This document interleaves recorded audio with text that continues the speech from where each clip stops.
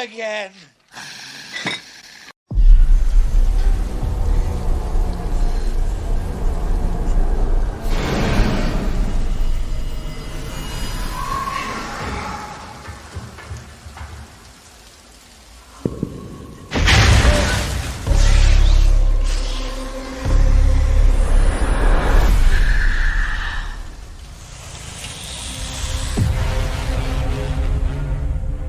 You sure you want to do this? This could be our only ticket out of here. This place gives me the creeps. Welcome to the Romulus space station. What's happening?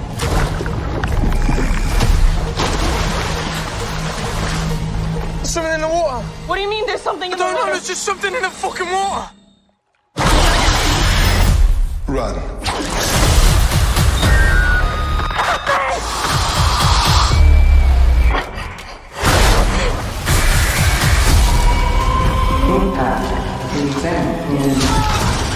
Whatever comes, we'll face it together. Let's go. 3, 2, 1.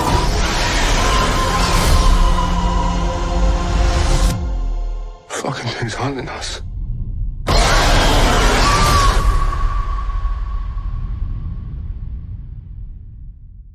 Hello, everybody, and welcome to the latest episode of Fresh Cuts. It's Mike, and joining me as always, it's Mr. Venom. What's up, Venom?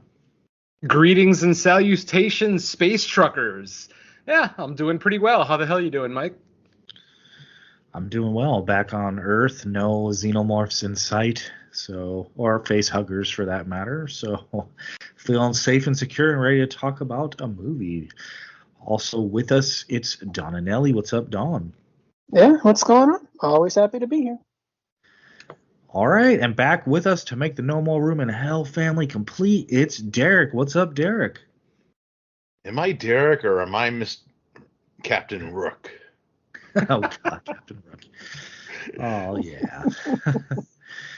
All right, so as mentioned on the previous episode, we are covering the latest in the Alien franchise today, Alien Romulus, a franchise that has gone all sorts of places. I don't know. Some people would count or include like the Alien versus Predator movies in the canon. I tend to like keep those kind of separate, but it doesn't really matter. There's a lot of Alien movies, many different iterations of it, different styles. So it'll be interesting to see where we all fall on Fede Alvarez's interpretation with Alien Romulus.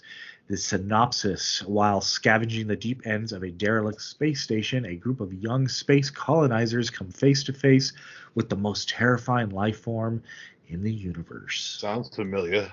Yeah. All right. We will start with our general thoughts. Venom, what did you think of Alien Romulus? Alien is an interesting franchise in the sense that whether you like or hate every entry in the Alien franchise, you have to admit they almost always swing for the fences, you know? The second one was drastically different from the first one.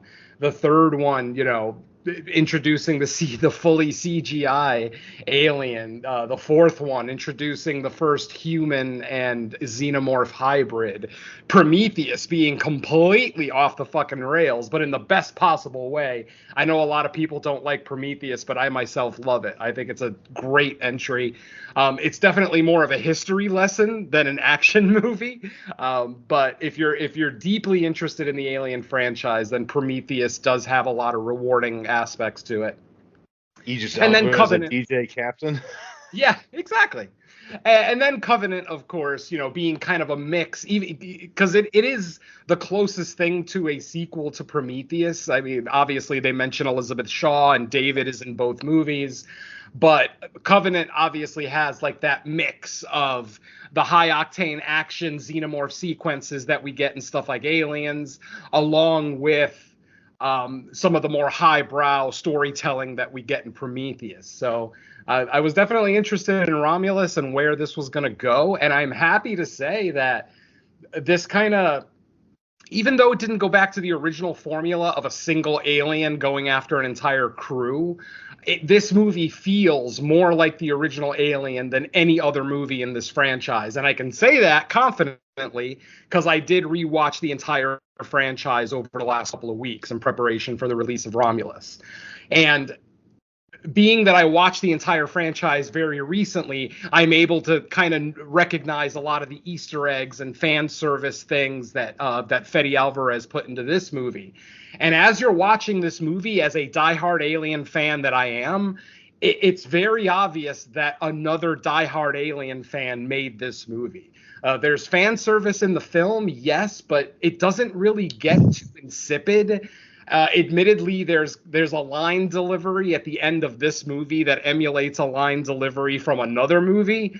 And we'll talk about that a little bit later in the spoiler section. I know what you're talking about, yeah. Oh, yeah, I think everybody knows what I'm talking about. And it gets a little heavy-handed with its fan service, but when you think about the fact that this movie takes place 27 years before the events of that other movie, it kind of, maybe you're a little bit more forgiving of the fan service. Maybe. Some people probably won't be. I would imagine there might be one or two on this show that aren't as happy with the fan service as I am. But getting to see all these homages, getting to see like the gun turrets from Aliens on the Romulus, deactivated, getting to see the return of a very famous character from the original Alien, which I'll keep under my hat for now.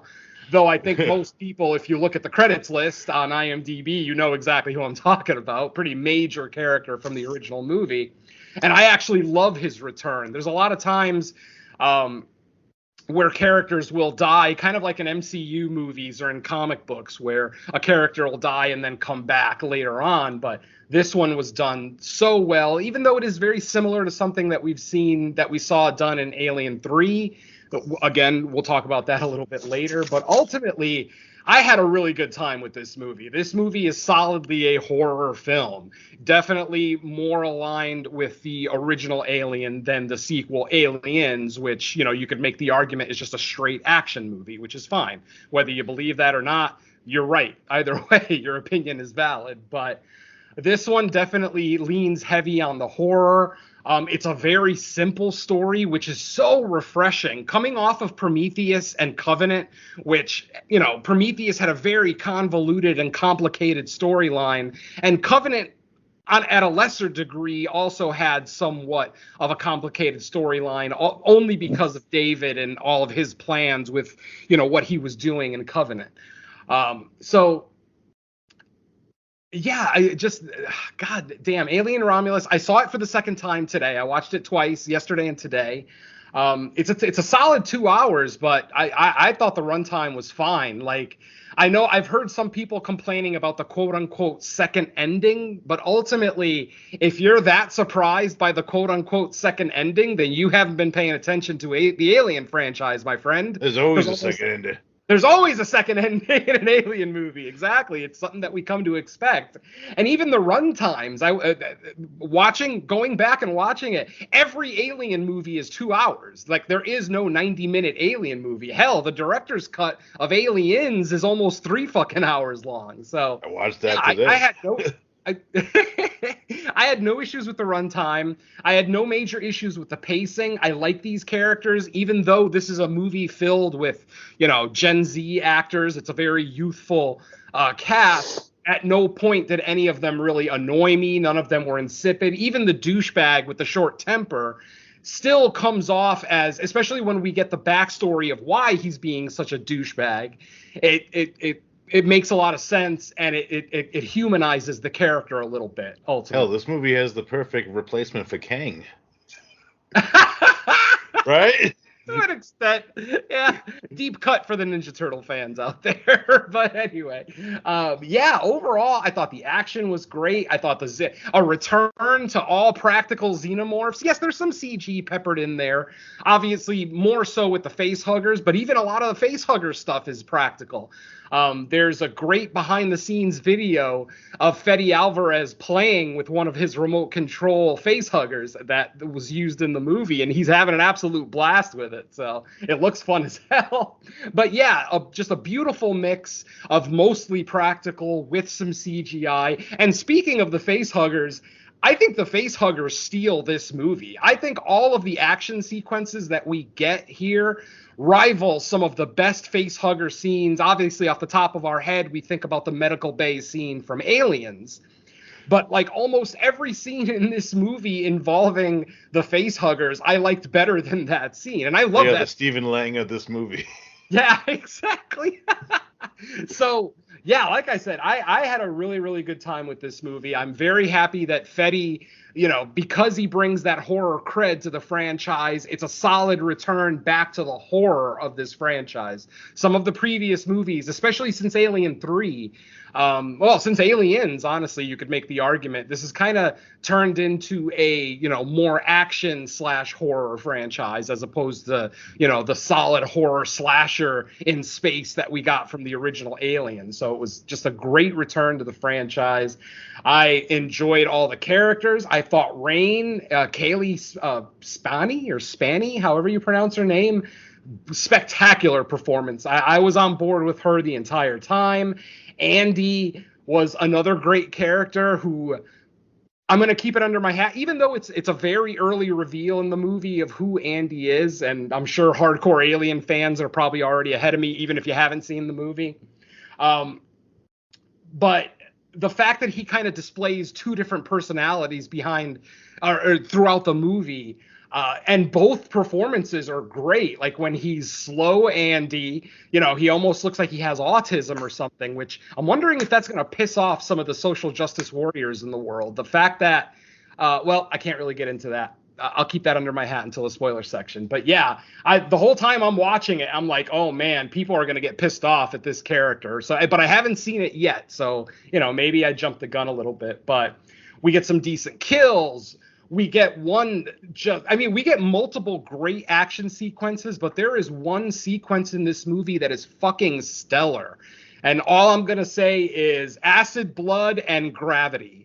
And if you've seen the movie, you know what the fuck I'm talking about. That scene is freaking awesome. I don't care. Yes, it's a little heavy on the CG because of certain things floating in the air, but I absolutely love the tension of that scene. I love the score in that scene. And that's another thing, too, that shows that Fede Alvarez is such a hardcore fan of this franchise. We get reprises of the original Alien theme, the original theme from Aliens, and we even hear the original theme of Prometheus in this movie. So it just... Fuck yeah. This movie just feels so much more like an Alien movie than any of the last 3 or 4 entries, if you will. I will say that Covenant, especially Covenant compared to Prometheus, is much more of a, in-universe alien movie, with lots of xenomorphs and everything.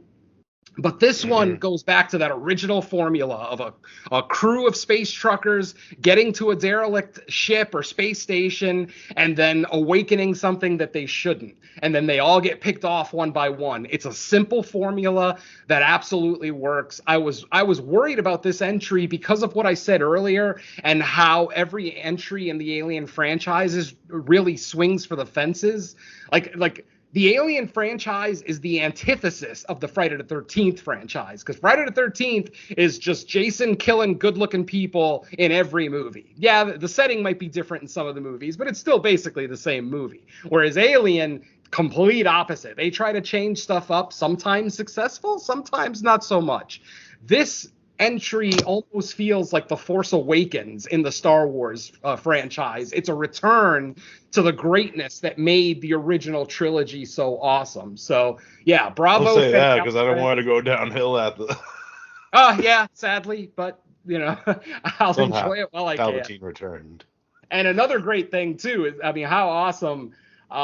Fede Alvarez has publicly stated that he would like to make an Alien versus Predator movie hand in hand with the director of Prey. And if anybody out there didn't see Prey, you're fucking missing out. Prey is potentially my second favorite Predator movie, and it may actually be my favorite Predator movie. I love Arnold and Apollo Creed in the original. I love their relationship. I love all that, the entire team with Jesse the Body and everything else.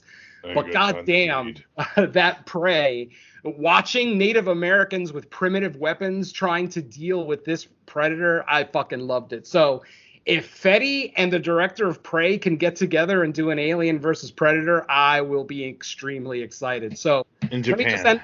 Yeah, maybe. Let's end my general thoughts by saying, yes, Alien Romulus was a fun time. It is definitely a theatrical movie. It's got a great score. Like I said, with elements of past entries in the franchise. You've got some decent kills. You got good, classic alien warrior forms. You got lots of face hugger action. I mean, more face hugger action than we've ever gotten from an Alien franchise, and I appreciate that. So, yeah, overall, this movie gets a high recommend. Is this going to be top 10 at the end of the year? I'm pretty safe in saying no. As much as I love the movie, as much of a good time as I had with it, I don't even think it's in my top 10 currently. And I did just watch it. Literally, I left the theater, like 3 hours ago for my second viewing. And the movie is, even on second watch, it's still really fun. You catch a lot more references on that second watch. You get to see like the old Weyland Yutani logo that we haven't seen since the original Alien movie. I mean, just all these little, fan servicey things that are done so well.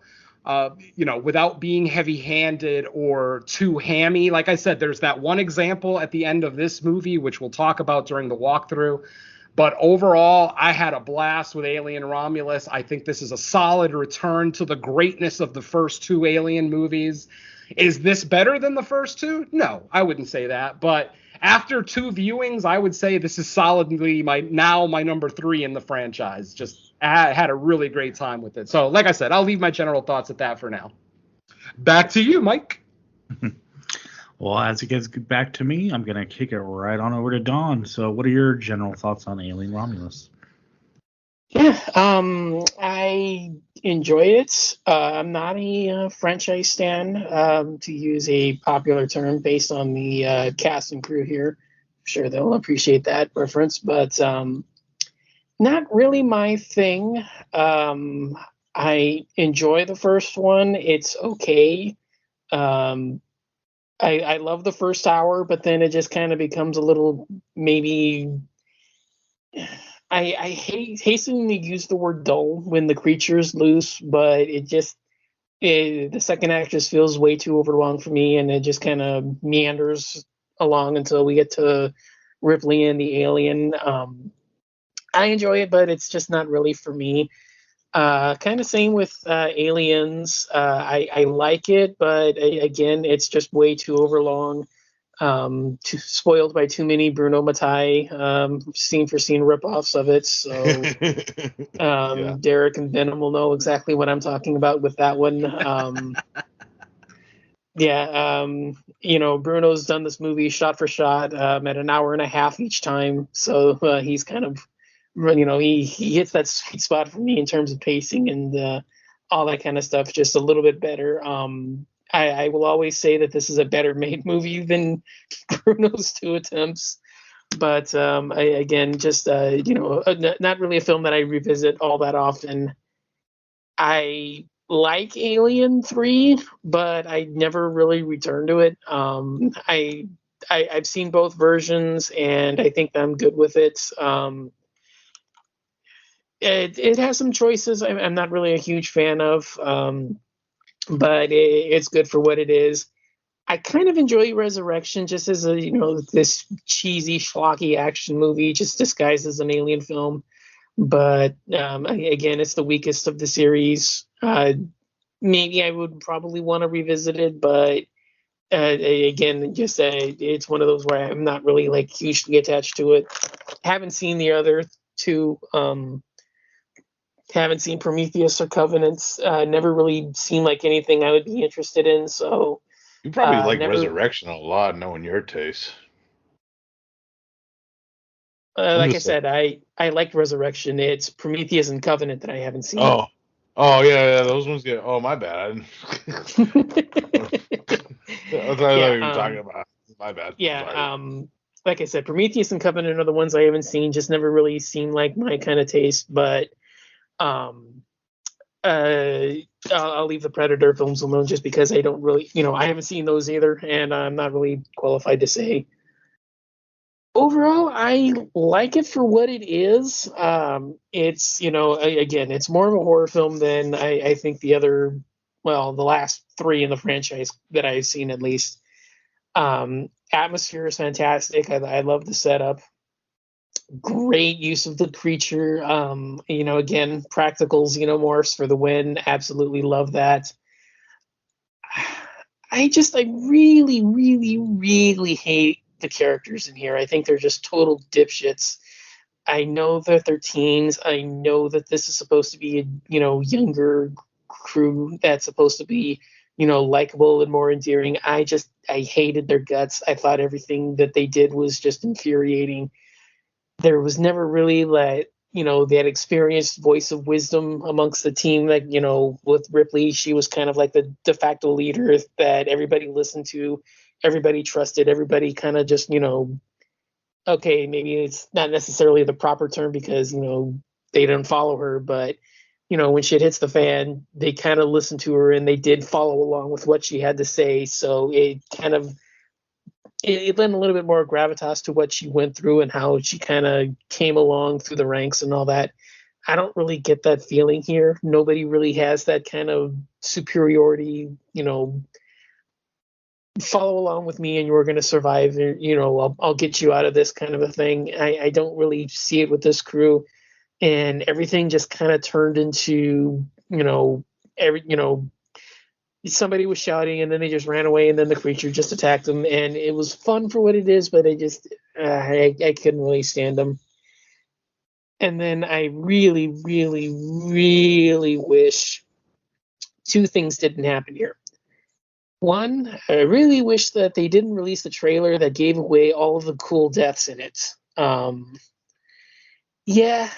couple of the characters, as soon as they came on screen, I was like, oh yeah, I remember you from the trailer. Yeah, you're not going to make it. Oh yeah, I know what happens to you. You're not going to make it. So yeah, really, really wish that especially the most recent one. I know that there was a couple of others that didn't really spoil it, but the most recent one that they released, man, that thing just absolutely spoiled the crap out of it. But my big thing for this, and this was something Venom touched on, fuck your fan service. It became more of a drinking game to figure out what was going to get referenced next, and that's fine. But you guys know me and my, fan service thing. I cannot stand it. I abhor it with a passion, and I really wish I could say more, but that is going to be spoilers, so I can't say much. But the mere presence of it, fuck off. But yeah, to say any more again would probably just be a spoiler. So I like it for what it is. I don't hate it, but I do kind of find it in the middle of the road here. Again, I would probably want to revisit. I know for sure I want to at least revisit Resurrection before I give a complete placement rating for this. It's at least third, maybe it'll slip to fourth. Again, I haven't seen Prometheus and Covenant, so I don't know where it'll stack up with those. Just they don't really seem like my kind of movie, so I never really watched them. So maybe a first time watch will give me a difference with those, but it's at least third, maybe fourth, depending on how I revisit the franchise. I would say it is a watch. It is a, definite give it a shot in the theaters. The set looks amazing. I love the ship design. I think it looks, fantastic, really claustrophobic, especially in the later half when the creature's loose. Several of the facehugger scenes really do have that really unnerving sense of tension, when they're skittering along the pipes and the, leap out of the shadows and stuff like that. So it works to that extent. I don't know where it stands on the franchise, just because a lot of what makes it work is, again, issues that I have personally with it, just because, just on a personal preference thing. But overall, I liked it. I didn't love it. Middle of the road for me. Definitely not top 10, but yeah, we've seen a lot worse this year, so I'm not terribly mad at it. But yeah, again, a lot of it's just I really wish a couple of the things had been changed, especially whoever released the last trailer, because you fuck off. But At the risk of saying anything else, I'll kick it over back to Mike. Now you know one of the many, many reasons I don't watch trailers. YouTube ads. Yes. Yeah, a lot of YouTube ads last week. Skip. All right, now let's hear from our guest, Derek. What are your general thoughts on Romulus? Alien Romulus was fucking awesome. I saw it in the Dolby Cinema, and man, the sound design of this movie fucking kicked fucking ass. Because I love fan service, but like certain like noises from like the original like Alien came back right in the beginning of this movie, like that fucking high pitched computer. I'm like, holy shit! I fucking jumped. Like when the fucking when the jump scares did happen, they, like with that subwoofer, they fucking kicked ass. Let's just put it that way. But yeah, I love that this movie is pretty much just don't breathe in the Alien universe. That's kind of cool to me. I kind of like the aspect of seeing like this mining planet and like Utani Wayland being like, yeah, it's kind of fucked up what they're doing to these fucking people. They're all like fucking dying. I read like Star Wars novels where it was the same thing, and they wondered why people joined the dark side because of shit like this, But yeah, the aspect of like going up to like this abandoned like space station that's in the middle of like, and then all of a sudden shit doesn't go their way. Just like fucking Fede Alvarez Don't Breathe. Same fucking plot, let's be honest. But I kind of like that aspect of it too, because it brings like a out of world experience. Like these people go into the world of Alien pretty much, where this movie actually has a lot of like the whole franchise in it, which I wasn't expecting. And like when they go to like Alien Resurrection, they really go there. It's fucking awesome. But overall, like I love everything about it. I like the characters. I get why people might not like them, but the aspects where I think the movie kind of does explain like their point of views, like especially the one asshole character of the movie. He does have like the way that he treats Andy. There's an aspect where like, oh, his we'll get probably into his spoilers where like something happened to his life that involved like that type of person. You know what I mean? And it happens in like the other movie, like Aliens, with like Ripley later on when that aspect of the movie comes in play with that one. But overall, enjoyable, fun ride. Like I said, like I like the atmosphere that this movie created with like this old abandoned space station. It was very like Event Horizon, where like when they're entering the ship with the gravity and shit. I love that aspect of it. It brought me back to like old like sci-fi horror movies of my later days. Even like some of the Alien ripoffs. I kind of feel like some of those stories. Like if this was like an Alien ripoff movie, I think we'd be more angry, like critical, because it is part of the actual franchise. But like if it was like something like Creature or like Klaus Kinski, I think we'd be like, oh yeah, it's kind of a schlocky story, but it kind of has that feel to it too, where I kind of like that aspect of it too, where yeah, it's not like part of like the actual like overall storyline of Alien, but it's like, oh, what if like we walk into this world where we're walking to like, hey, it's fucking aliens. It's like it's kind of cool that aspect of it. I kind of liked, where I could see a lot of people like, oh, that's kind of like, oh, it's Don't Breathe with aliens, like fan service. Yeah. But it's a franchise movie, so you're gonna have to expect some fan service. Like even in like even those Alien versus Predator movies, they do the fucking fan service too, where they do certain lines over, which this movie does too. There's no fault to that, but it's kind of cool aspect. But it's kind of funny who actually does say one iconic line in the movie. It's like I wasn't expecting that guy to say it. You know what I mean? But overall, we'll probably get into it more in spoilers, but I actually like the aspect of like there's another antagonist of this movie, and the aspect of the reveal of what that antagonist is was pretty fucking cool, because I wasn't expecting a certain like guy from the Shire to pop out in the movie, like with like a, they paid that YouTuber that did those deepfakes on that Star Wars show pretty good. Let's just say that this is probably one of the best deepfakes I've seen in a while. Yep. You know what I mean? But Absolutely. yeah, we'll get into that more in spoilers. But yeah, Alien Romulus is a fun time. I do recommend maybe seeing it like in Adobe Cinema to get like that.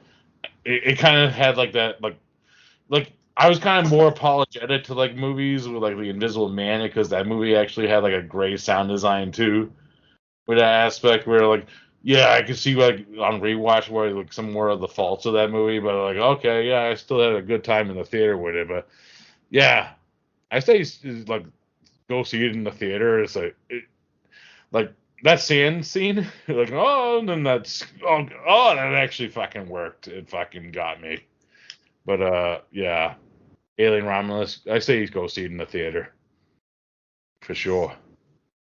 Oh Yeah, I definitely am going to agree with Derek on that one. I saw it in Dolby yesterday. I saw it in IMAX today, and I think I had a better time at the Dolby theater. Just the audio is so spectacular. Every explosion like goes right through your spine. It's pretty awesome. Yeah, if Yeah, you like have even the musical cues, yeah, fucking awesome. Yeah, exactly. Yeah, I saw it at an RPX, which is like Regal's version of Dolby. And yeah, the sound design was really good. As far as that line callback, it was funny to me because like the way the character delivers it, it's almost as if the character's unsure that they should even be saying it. Yeah, it's like you guilty. Like, should I be called? Is it even a girl? Like, is it? Yeah, and I don't even know if it almost seems like a wink and a nod to the audience, but I don't think that was their intention. It's just the way it was delivered. So, all right. So I'm gonna try to figure out how to go through this. I think about 35 to 40 minutes of this movie was damn near perfect, which is the first act going into the second act. I thought, holy shit, they're like making an alien movie in 2024 that is going to stand on its own legs. And no, I wouldn't call it an original story because we know how these go. A group of people end up encountering a face hugger or a xenomorph or both, and chaos ensues. So that much of the fact it was going to be in this movie. No issue there. The things I really liked, I liked that we got a bigger kind of look at Weyland Yutani, kind of their effect on people, and it made sense. I think because if you go back to the original Alien, before like all the bad shit starts happening, they are a little disgruntled with the company too. They're talking about how much shares they're going to get, and when they get the distress call, it's like it's like, are we going to get paid more because we're going out of what our job duties are?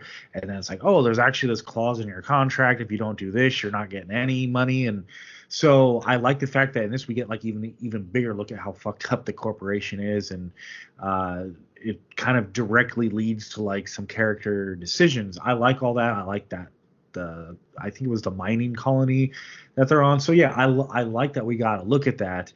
I just feel like at a certain point in this movie, it decided, okay, we have about an hour left. Let's fit every Alien movie that's existed into this last hour. Now, personally, I would say I'm indifferent to fan service. I think it can be done well, and like I don't roll my eyes just because like we get a bit of fan service, but I just feel like the way it was done in this movie, it's almost like they felt they just had to fit so much stuff in there. Some of it didn't seem necessary because I thought the movie they were building without it was pretty strong. I also think this is like one of the I do like Aliens, the second Alien movie, but one of the criticisms of it that I do agree with is that by making it an action movie, you almost turn the xenomorphs into like fodder instead of like this great big villain or antagonist, because it takes it from like this one, like this one alien is taking out everyone to like, okay, now just aliens in mass are getting blown away like it's nothing. This one, I think, like when we get our first introduction to a xenomorph, like it's big, it's grand, it takes me back to the way it was introduced in the original. But at some point, the problem, or I wouldn't say a problem because I still like aliens. I would just say it takes a different tone to me. Is like, okay, now that we got the big entrance, we're going to shift in this movie to now they're going to be fodder again. Now, with that said, I still think the sequences were done well. I love that they played with the gravity versus zero gravity aspect. I think they did some really interesting, cool stuff in there. To the character that they brought back, who I won't name, well, technically it's not that character, but it's that character model. Because if you hear the name the person gives, it's not the same name. So I figured out it's just they use the character model. So I guess it's like Terminator, Arnold. Right. I guess, yeah. So I guess they made a certain amount of this model, and this one's just a different name, but same model. I felt like that was a little cheesy. Like it was a little. The way I look at the fan service in this movie, it just felt to me like it was a lot of unnecessary things in a movie that for the first half, I thought it did a really good job standing on its own, just being like, we're going to make its own, it's kind of like a side. Some people call it like the Rogue One of the Alien franchise, because it's not 100% like prequel before everything, and it's not a sequel. It's kind of planted right in between the timeline of a certain movies. Some people, I think Venom, you said like the Force Awakens of the aliens. I think that's somewhat accurate too, because it hits a lot of notes from everything we remember from all the franchises. I just think, yeah, maybe for my personal liking, in that last 45 minutes, it's like they hit so many different things that it's like, what movie are you trying to be right now? Like, just be the movie you were in the first hour. But that's just a personal thing. Overall, I would still say it's like a fun movie. I also say like it's an alien movie. You don't watch it in your living room for the first time. Go to the theater. You want to be immersed in that sound design. I like the fact that, yes, they use practical effects for some of the xenomorphs. Overall, like if I had to place it based on my first watch, obviously, like I think Alien and Aliens, to me, they're just too good to me. They still stand on their own. I probably have Prometheus after that, and then this might be right there, right after Prometheus for me. But again, that's after one watch, so I still need more time to digest. Probably rewatch it, and we'll see. It's just good that this movie actually has alien acid blood killing somebody for once. I did like that aspect as well. I like that we actually got to see it. Well, I guess technically, no, Aliens, it didn't kill him, right? It just injured the guys. No, it just wounded him. Yeah. Yeah, I think the Andy character kind of steals the show here. They should just recast him as Kane the Conqueror. Yeah, I didn't think the rest of the cast stood out that much. I mean, Rain was cool, but I think Andy, because of the nature of his character and the different kind of shifts Andy has to make, which I don't want to get into too many details right now, I just think that was a very good performance. And what else can I say? Because you guys have already touched on a lot of stuff, but yeah, I'm probably somewhere in the middle. I think Dawn might be lower on it than me, but I'm probably above Dawn, but lower than Venom and Derek, I think. But I'll probably know more on that once we get into spoilers and see how everything plays out. But that's probably where I am. Like, I don't know. I feel like it's hard to dissect everything on a first watch, because I felt like the first hour was like so strong, and I don't even think that the second hour was bad. It didn't turn into a bad movie or anything. It just kind of shifted for me as far as how strong I thought it was. But I guess I'll leave it at that for now. So back to you, Venom. I'm going to say that Mike probably missed all of the fan service in the first half of the movie, because on second watch today, I saw more fan service in the first half of the movie than the second. The difference is the fan service in the first half of the movie isn't heavy-handed. Like, you have to see it. Like, when you see the turrets, the automatic turrets from the deleted scene in Aliens, you have to know that that's what that is. Whereas in the second half of the movie, they're a little bit more heavy-handed with their references and their homages and things like that. But yeah, I think there's a higher number of references in the first half of the movie than the second. Like I said, I have no issue with fan service whatsoever. When it's done well, I love it. And ultimately, I had a really great time with this movie. Like I said, there's a couple of examples of heavy-handed fan service that we'll talk about during the walkthrough. One of them did need to be in the movie. There was an actual necessity for it, and we'll get to that. But then, like I said, the second one that we're all kind of talking about that happens at the end of the movie didn't really need to be necessary. It's delivered by a very odd character. Just, yes, I will admit, that one is a little heavy-handed. But so I think that's kind of the difference between the first half and the second half of the movie. The fan service is a lot more heavy-handed. Once they actually get to the Romulus and once they actually get a pulse rifle, the references start coming, faster and faster. So I do agree with Mike, but I'm going to disagree with him on the first half of the movie. I think you probably just missed a lot of the references because they're not spoken. They're not like it's not like somebody is pointing out that, oh, hey, that was from Alien 3 or that's something that we've seen before. No, you have to be a hardcore fan of this franchise to catch all of the references. And that's how the best fan service is done. I mean, all the like, for example, Deadpool and Wolverine, which, I know is not a movie that we would normally talk about on this show, but the fan service in that movie is fucking stellar. There's heavy-handed fan service. There's very subtle fan service that only the hardcore comic book readers would catch. There's MCU fan service. I mean, when fan service is done right, I'm okay with it. I don't rail against it automatically. Obviously, I wish all movies would be 100% original and not reference movies from the past, but ultimately, that's not the world we live in. When you've got a franchise, a very big money-making franchise, there's gonna be fan service. There almost has to be. It's almost like there's a rule. I mean, imagine an Alien movie with no face huggers or something. It's like there has to be some DNA connecting it to the original. Though I will say, I like the major change that they did with the face huggers in this one. And this one's not much of a spoiler, so I think we can talk about it here.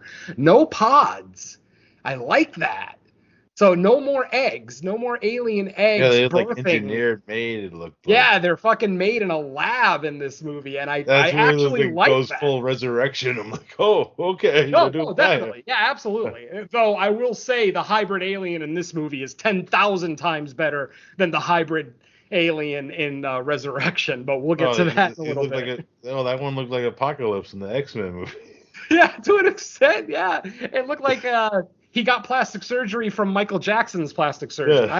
It's just fucking, yeah. Anyway, we'll get to it when we get to it. But yeah, fan service. I mean, we've talked about it before on this show. If it's not ultra heavy-handed, where the fan service is like slapping me in the face, like I don't like if I watch another Evil Dead movie and the Necronomicon is like put right up on fucking screen, that's heavy-handed fan service. Now, granted, that's a franchise that the stands absolutely adore, and they love the fan service for that. So, for me, I love Evil Dead as well. It's funny that we're talking about Alien Romulus because Fede Alvarez actually directed my favorite Alien movie. Sorry, Mike, I don't care. I'm going to say it. Alien 2013 is a fucking masterpiece. I don't give a shit. If you don't like it, that's fine. Again, I'm not trying to change anybody's opinion. But that fucking movie is I've never seen Alien 2013. You mean Evil Dead 2013? Evil Dead, sorry. Evil Dead. Yeah, I was going to say, I almost caught that. Yeah. So, like I said, fucking that movie is so stellar. And Fede Alvarez is just adding to his fucking his horror cred all the time now. And now he wants to do an Alien versus Predator movie. I can't even imagine a world where there's a good Alien versus Predator movie. Like, I would feel like I was on another planet if it actually happened. So, fingers crossed. Imagine, exactly. I need something after Requiem. Well, you got to make up for it, yeah. And then to explain, Mike was talking earlier about the canon. just to get it clear, Alien versus Predator movies, both of the Alien versus Predator movies are not canon in the Alien franchise. They are canon in the Predator franchise. If you remember at the end of Predator 2, there's the xenomorph skull in the spaceship. Yeah. So yeah, AVP is connected to the Predator franchise. So if we ever did a Predator franchise retrospective, we'd have to include the AVP movies. But they are not canon for Alien. Alien is standalone. The only things that are canon for Alien are the official like animated shorts that they've made over the years. And then some of the shorts that they made for Covenant, with all the couples and everything, blah, blah, blah. So yeah, so just wanted to explain that for everybody. Because yeah, I would never consider AVP an Alien movie. I mean, they're not even very good fucking movies to begin with. But anyway, all right. Yeah, one's like directed by Paul Anderson, I think. You know what? And Paul Anderson's one of those directors that every now and again he puts something out that I fucking love. But most of what he does, not so great. Yeah, he burned me on that Monster Hunter movie. Exactly. That's a perfect example of one of his lowlights. So, all right, folks. Well, that's going to be your final spoiler warning. If you have not seen Alien Romulus and are interested in watching it, go ahead and pause the show and return after you've seen it. If you've already seen Alien Romulus or have no interest in watching the new Alien movie, go ahead and stick around and find out some more detailed thoughts of what we thought about this movie. So let's go ahead and start it up. Bilbo Baggins. Not yet. You're way too early. Our movie opens up in 2142. Now, for anybody who's confused on the timeline, the events of the original Alien movie took place in 2122. Alien Romulus takes place exactly 20 years later in 2142. And then Aliens takes place 27 years after that in 2179. So that lets you know a little bit more about this timeline. So the events of this movie occur between the first and second Alien film. So our movie opens and we see a space freighter picking up an asteroid or meteor or some kind of debris from outer space. They end up cutting it open, and what do they find? Of course, they find the xenomorph, and Fede Alvarez did confirm that this is the xenomorph that Ripley blows out of the airlock at the beginning of the first. Yeah, he has the harpoon gun in him later on. It's fucking great. Exactly, yes. So like I said, this is 20 years later. So that corpse has been floating around in space, picking up space dust and debris. And you know what the debris was that they were flying for? That was the Nostromo. Right, yeah, absolutely. Yeah, that's fucking awesome. It had to be a lot more than the Nostromo, though, because there was a lot of fucking debris there. Holy shit. There's probably like multiple space stations that got destroyed, or spaceships, because the Nostromo was a ship. So anyway, yeah, like I said, they cut the rock open, they pull out what's inside, and then the camera shows us that there's an imprint inside of the meteor shaped exactly like a xenomorph. After that, we are introduced to Rain and Andy. Rain is a girl probably in her early 20s who works for the Weyland-Yutani Corporation as a miner on Jackson. Jackson is a mining colony where pretty much this mining colony is on a planet that does not get any sun. The planet is completely covered with clouds and pollution and everything else. So literally, and it looks miserable. It's the Alaska of fucking planets. Oh god, I'd rather go to Alaska. So when we meet Rain, we see that she is going to a Weyland-Yutani office to try to get transferred off of the planet. And the way it works out there is apparently once you sign a contract with Weyland-Yutani to be a miner for them, you have to work a certain amount of hours. That's your quota. And at the beginning of this movie, the quota is 12,000 hours. And for those who don't know, that equals 6 years. If you're working 40 hours a week, that's just under 6 years of time. So She goes there to It try to almost get seems like her. an indentured servitude type agreement. It's like Oh, I mean, it's Shawshank. basically slavery. I don't care what you name it, whatever you want. It's fucking slavery. That's Even what I though mean. you may have willingly signed the contract, it's like what you don't realize that you're signing your life away necessarily when you read. I really liked it because it felt very like Old Republic Star Warsy. Oh, definitely. No, yeah. absolutely. Like the Because- breakdown of the galactic not the Empire, the breakdown of the Galactic Republic turning into the Galactic Empire. Yeah, I feel like It this is where almost Darth feels like Bane this was movie born. takes place in that time period, like that Yeah, transitional period. So that's Yeah, kind this, of cool. yeah, this is where Darth Bane was born. This planet. Ah! for sure. Yeah, I could see that. Definitely. Well, yeah, I All right. like it. I like it because to me, the setting up kind of like the colony and the horrible conditions, to me, that's like almost a good use of like what you would call fan service because it's referencing Wayland Yutani's corporation. And like I said in general thoughts, but I had to kind of like dance around the details. Like in the original Alien, they were openly like complaining about the mining company they work for, or the tech company, I guess, being horrible and the conditions were bad, but they felt like forced into doing something most of the crew didn't even want to do because of the way their contracts were written up. So then this kind of expands upon that. It's like, yeah, it's not just you space miners. It's like everybody that works for this corporation is under this horrible conditions. Exactly. So, like I said, when we meet Rain, she's at the Wayland office trying to get a pass off planet because she has hit her quota of 12,000 hours. For some reason, the woman behind the counter decides to like not work with her. Apparently because she's a young girl, both of her parents are dead, so she's basically living alone with her quote unquote brother Andy, which we'll get to here in a minute. So what ends up happening is the Wayland Yutani worker, ends up changing her quota, making it 24,000 hours instead of 12,000 hours.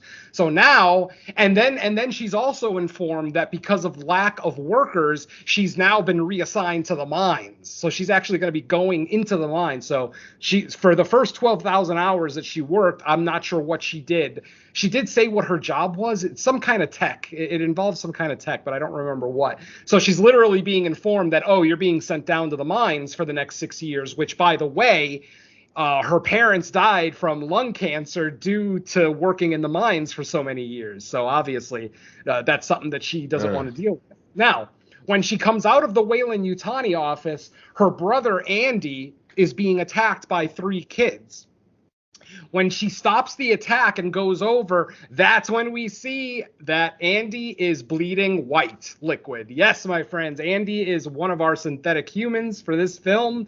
They don't take, this is literally 5 minutes in the movie, so it's not like it literally takes too long to figure out, that he is a synthetic. Now, what I was referencing earlier about how potential social justice warriors might look at this, because Andy is described, he's introduced as a defective artificial human. But the problem is that when he is in his defective state, he comes off as autistic. Like he seems like he's in the autism spectrum. And I was wondering, like, are real life social justice people going to start railing on this movie because they made a defective AI seem like somebody with a real world mental health issue? As somebody with Asperger's, it didn't bother me whatsoever because I always. Oh, good.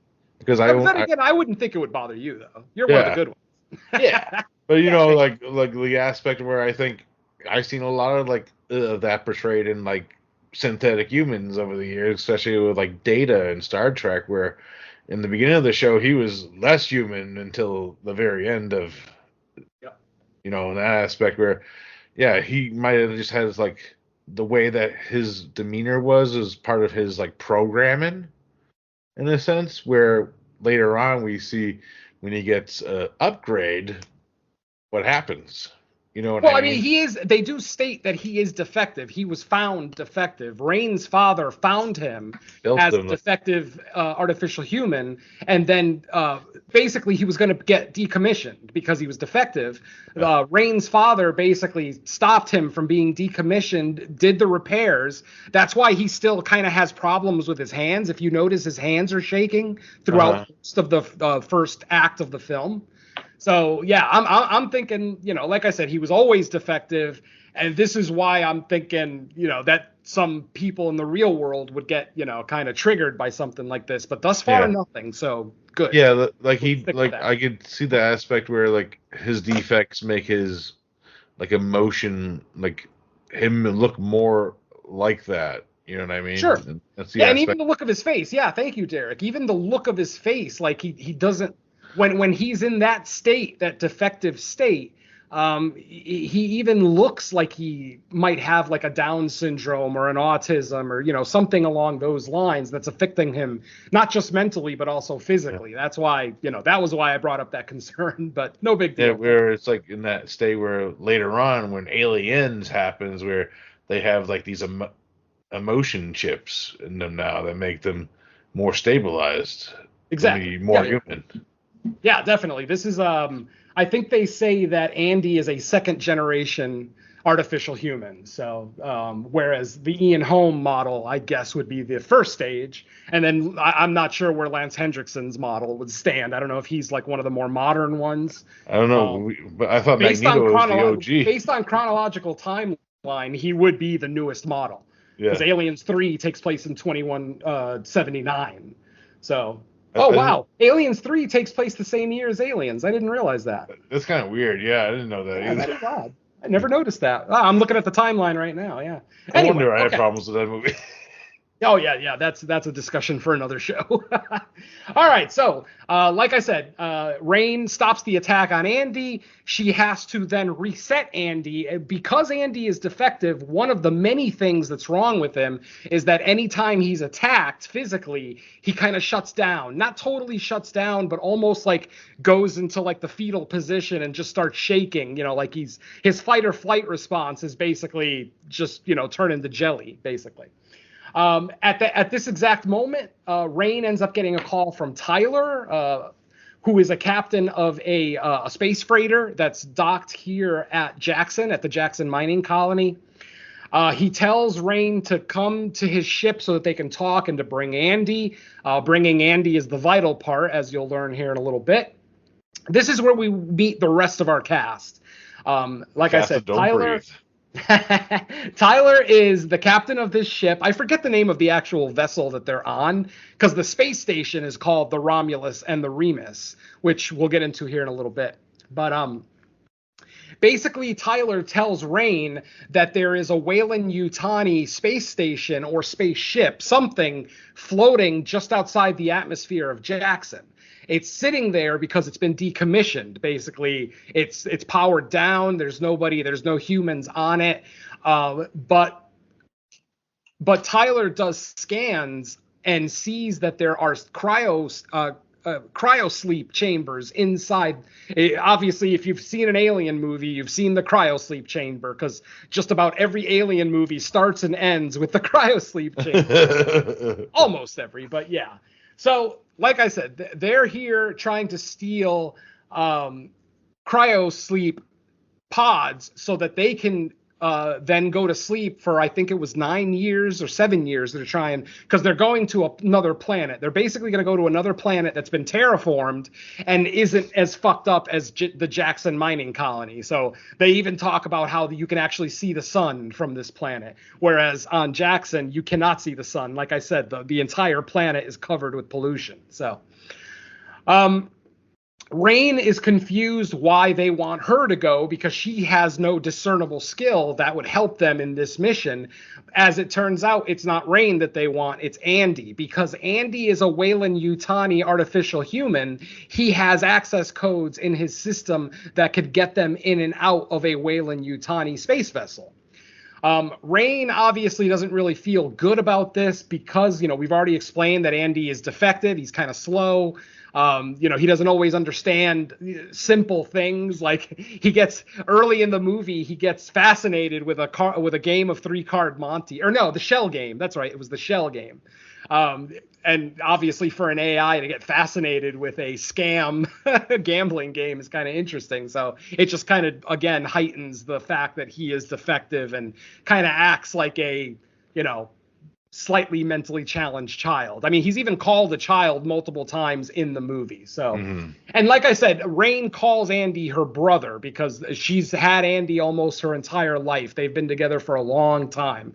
So despite all of Andy's problems, Rain, won't get rid of him, won't upgrade him, keeps him as he is because, he's family. That's how she looks at it. So after some talking, Rain and Andy agree to help out Tyler and the crew to go to this space station. The rest of the crew is Kay. Kay is actually Tyler's sister, younger sister. We've got Bjorn. Bjorn is the douchebag, basically who just acts like an asshole towards everybody, but specifically he acts towards an asshole towards Andy. Later in the film, we do find out that Bjorn's mother was a miner for Weyland-Yutani, and that the artificial human that was in charge of that particular mining section found that there was a problem, and he basically trapped 2 miners inside of the mine to save the lives of like a couple of dozen others, or a dozen, I think they say. Sacrifice 2 to save 12. Yeah. And so obviously Bjorn is holding a grudge against all artificial humans, very similar to Ellen Ripley in Aliens, because if you remember her experience, her experience with Ash, she instantly hated Bishop in the second movie. So that's kind of real world. When you're wronged by a particular thing, you end up hating all of those things. It's the nature of racism, basically. One artificial human, was responsible for killing your mother, so now you hate every artificial human. So it's the nature of racism, like I said. So anyway. They decide to go ahead, so they go. When they get to the space station, they see that it's actually a dual space station. It's one big space station that's made up of 2 smaller ones. One of them is the Romulus, and one of them is the Remus. And now it's time for Mr. Venom's mythology lesson. For those of you who don't know who Romulus and Remus are twin brothers whose story tells the events that led to the founding of the city of Rome. Basically, Romulus and Remus were born to a Vestal virgin, but while their mother was pregnant, her husband died, the father of Romulus and Remus, and she remarried before Romulus and Remus were even born. So when the new sons were born to the new dad, the stepdad, if you will, the stepdad ended up getting a prophecy from a soothsayer, basically saying that your sons will kill you. So the new dad, the stepdad, basically arranged to have the boys killed and left in the forest to die. So the boys are brutalized as babies, mind you. They're still babies. They're brutalized and left in the woods. But then a giant werewolf, not a werewolf, a giant wolf finds them and raises them as her own. So Romulus and Remus are raised by wolves, born of a Vestal virgin, raised by wolves. Now, once Romulus... I know this is getting long, but I'm almost done. Once Romulus and Remus find out what happened to their actual father, they end up killing their stepfather and putting their grandfather in charge of the city. So basically it's back in the family. It should have been dad, but dad died, so now granddad's the leader. After all of this, Romulus and Remus wanted to create the greatest city ever known to man, which would eventually become Rome. But they couldn't agree on where to put it. Romulus wanted to put it on one particular hill. Remus wanted to put it on another particular hill. They couldn't agree, so literally Romulus kills Remus, builds the city of Rome in the spot that he wanted, and pretty much is the beginning of one of the greatest empires in human history, the Roman Empire. So there you go, folks. Romulus and Remus, two great Romans, and that is that's the name of our space stations in this movie. So back to our film. Once Good they stuff. land. Yeah. Once they land on the space station, they find the cryo sleep pods that they're looking for almost instantly. And did anybody else think, was I the only one in the theater that thought something was going to be in one of those cryo sleep chambers? Like I'm thinking to myself, oh, they're going to open the last one and there's going to be a guy in there who's got a fucking xenomorph face hugger. inside him. Yeah. Or a face Yeah, hugger. I thought it was Yeah, possible exactly. too. Yeah, I thought that was how they were going to get into the colony. Exactly, but no, Fede Alvarez actually subverts that expectation. As it turns out, the cryosleep chambers are fine. There's 5 of them total, which is weird because there's more than 5 people in this cast, right? 1, 2, 3. Oh, there's 5 with Andy, and then we're gonna find out later why there's only 5. But yeah, that's for later. So they find the 5 cryosleep pods, and they figure out that there's not enough fuel in them to last the entire trip to this planet that they're going to. So they have to try to find cryosleep fuel, the fuel that goes into these pods, which obviously is some form of freon or something, something that freezes everything. They end up going to a cryo storage room in the unit, in the space station that they're on. And when they walk in, we see a very familiar sight, but they are not in eggs. What we see is a whole wall of face huggers, but they're not inside of the xenomorph eggs that we're all familiar with. They're literally just inside of like these chambers, these glass chambers that are holding them in, not glass, but like it's some kind of material, like a plastic material that stretches so that they can have room to move in there. And we see that the temperature in the room is 15 below 0. So none of the face huggers are moving. They're all basically asleep. But when Tyler starts pulling out cryosleep fuel tanks out of different machines in this room, we start to see the temperature start to rise. We start to see this temperature go from -15 to -10 to 5 to 20 until it gets all the way to 80 degrees. And then suddenly we see the face huggers start moving. They start moving. They're wiggling around in there. Finally, a couple of them pop out. And I like this scene, too, because when they first get to the cryo sleep storage room, there's like 2 feet of water on the floor. So there's that added mystery of what the hell is at our feet, because it's dirty water, obviously. They can't see through it. So, so when the face huggers come out of their pods that they're in, they're traveling underwater, which is really weird because didn't Ellen Ripley drown a face hugger in Alien Resurrection? Remember, she got a face hugger on her face, then she fell in the water and just pulled it off. I don't know. It felt, now granted, Ellen Ripley in Alien Resurrection isn't really Ellen Ripley. Again, that's a story for another podcast, but it did seem odd that it felt like that face hugger in Resurrection just drowned, but nope. The face huggers in this movie can swim. And they obviously attack Tyler and Bjorn. Unfortunately, when they pull out the cryo sleep fuel tank, the entire station goes on lockdown.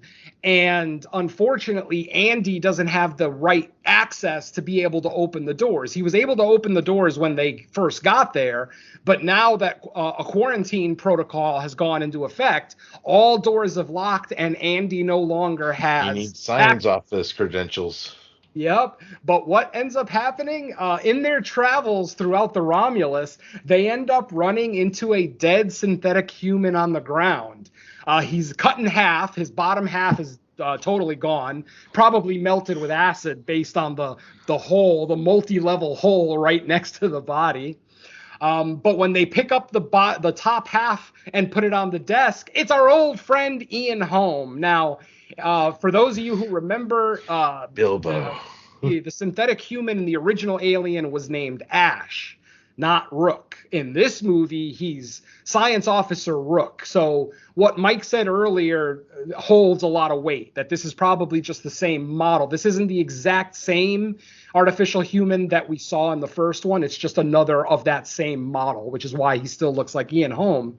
Mm-hmm. And back to Derek's point, I 100% agree. This is some of the best de-aging face stuff I've ever seen. Not just de-aging, but just like, face swap, the deep fake stuff. Yeah, like Derek was saying.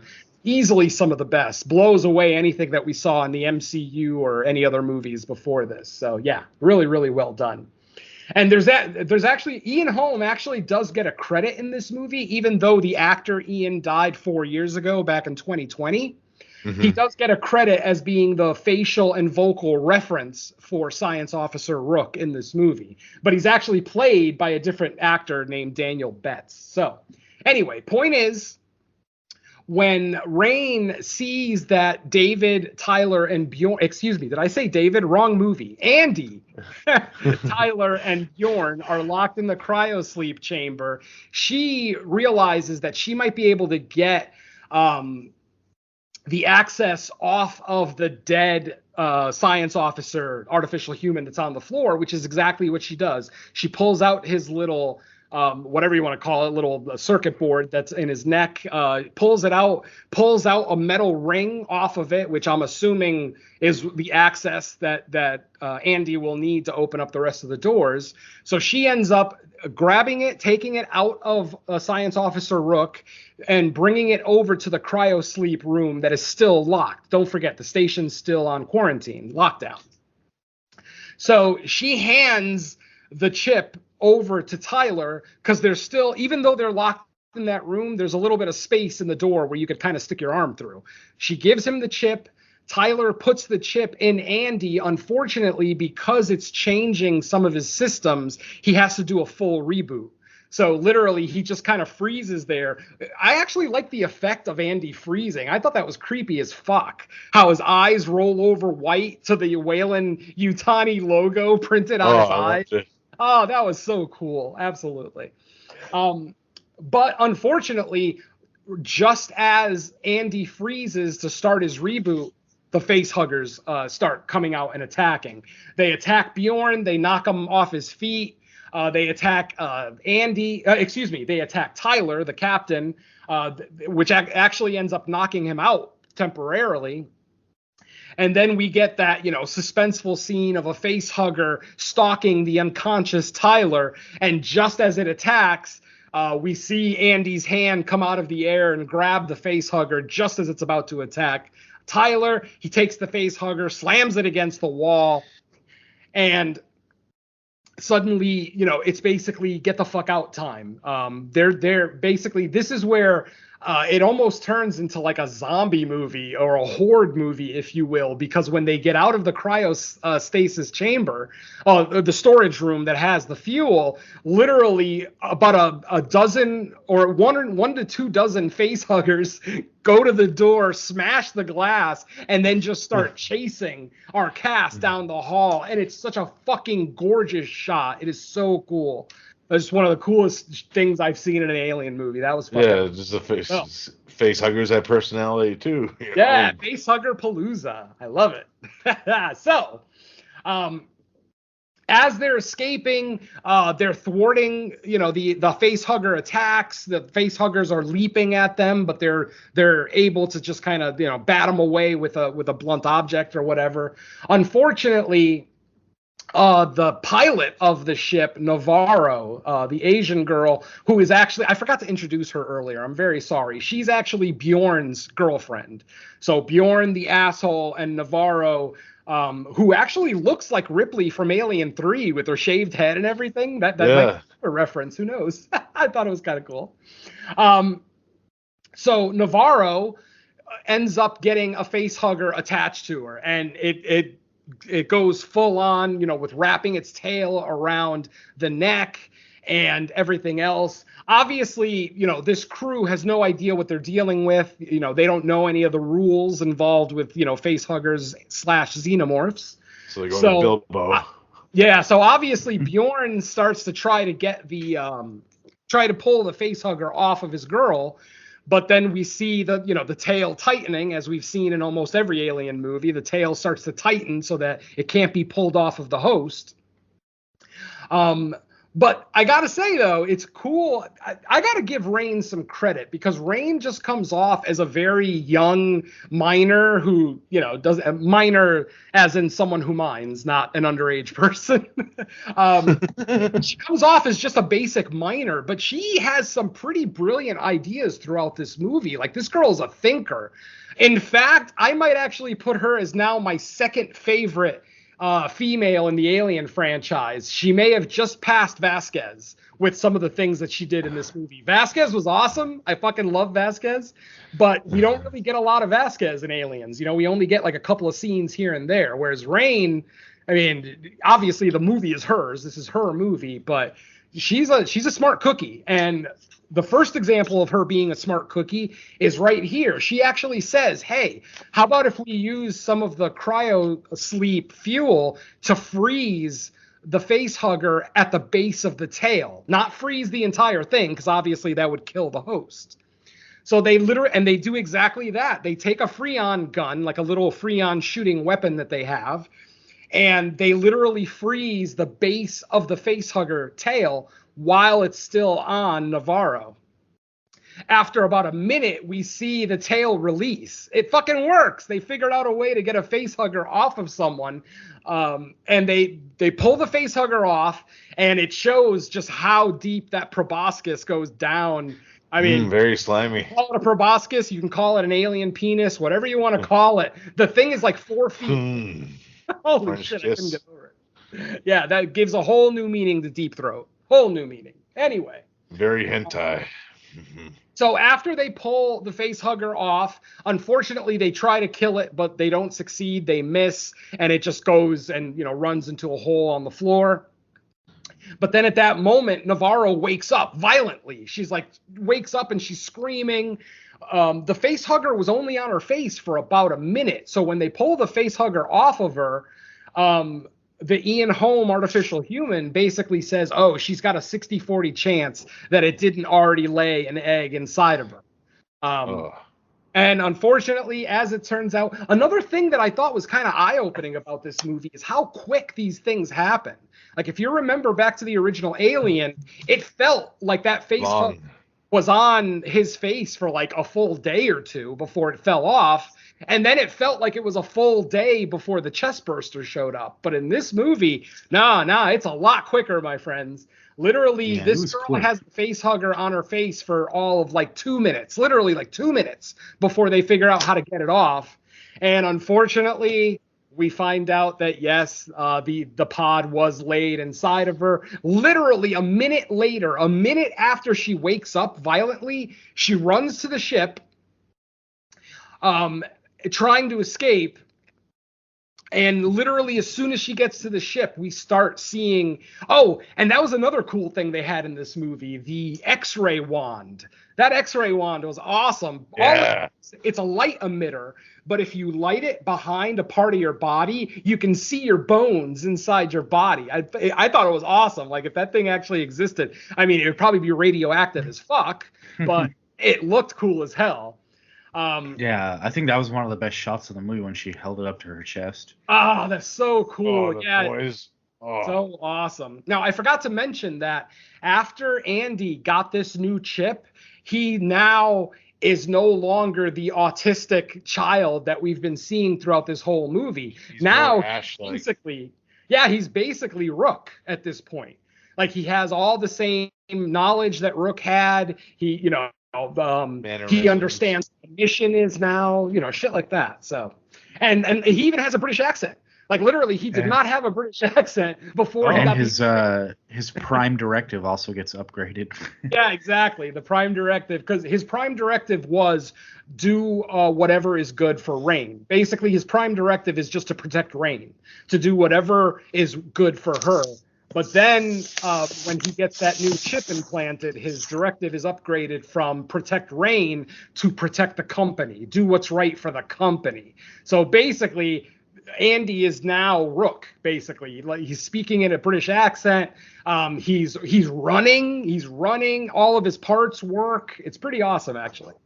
So at this point, and while the face hugger is still on Navarro's face, Andy starts to explain some of the stuff that he learned, from the chip, that, the face hugger is not killing her. It's providing her with oxygen at the same respiratory rate that she has, and that it's basically keeping her alive. And that's why he was able to thwart Bjorn from doing something stupid and trying to rip the face hugger off her.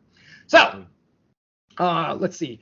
At this point, the alien corpse too. That was awesome too.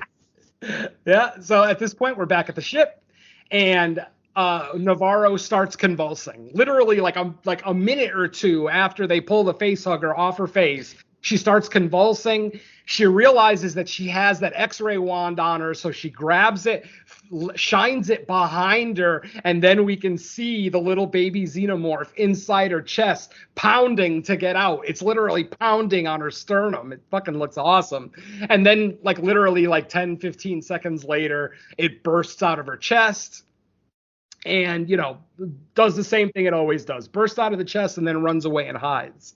Now, another thing that we get in this movie that we've never seen before is that we actually get to see the pupa stage of a xenomorph.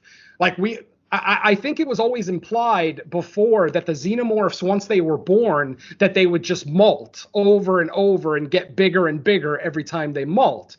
But obviously, there'd be xenomorph shells all over the place if that was the case. We find out in this movie that they molt once. After being born, because not Navarro, the other girl, Kay, ends up finding the shed skin condom. Yeah, basically skin condom, exactly. And what the little baby alien does after it molts the first time is it creates a chrysalis for itself, like a butterfly.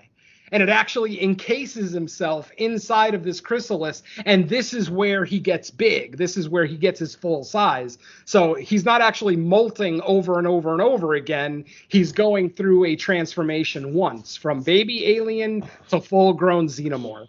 So, and we actually get to see it in this movie, which I thought was pretty cool. Yeah.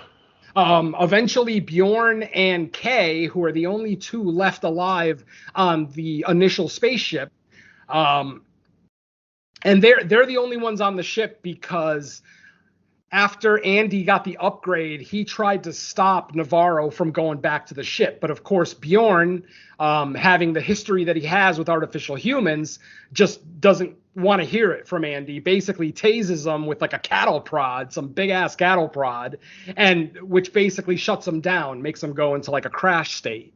That's when again Rain has to kind of reboot him. Rain reboots him I think 3 or 4 times in this movie, multiple times. Like I said, he's defective. So and after he gets the upgrade, he does state that the new upgrade is actually healing all his components. All of the defects that he had before are slowly being healed. It's not instant by any stretch, but they're slowly. We notice that his hands aren't shaking anymore. He's actually able to make full closed fists, things like that. So, okay. So, at this point, let's see. Oh, right. And this is the scene where Bjorn is killed by acid spit. What ends up happening is Bjorn takes one of those big ass cattle prods and sticks it right inside the chrysalis before the xenomorph comes out. He electrocutes the shit out of it until the thing shorts out completely, and then we see acid start dripping out of it like he killed it, and he's like, oh cool, okay, it's dead.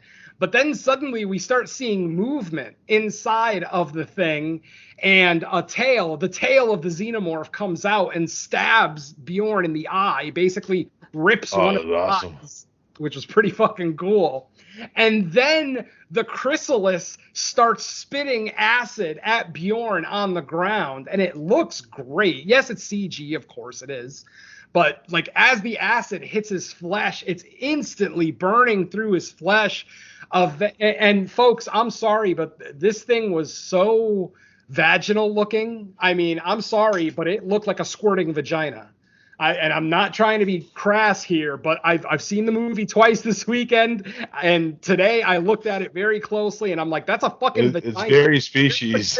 I mean, you could see the clitoris, you could see the labia. I'm just like, that's a fucking vagina spitting. So yeah, guys, if you've ever made a girl squirt, then you know what we're looking at in this movie. Except this thing time is squaring it's acid. yeah, it's spitting acid.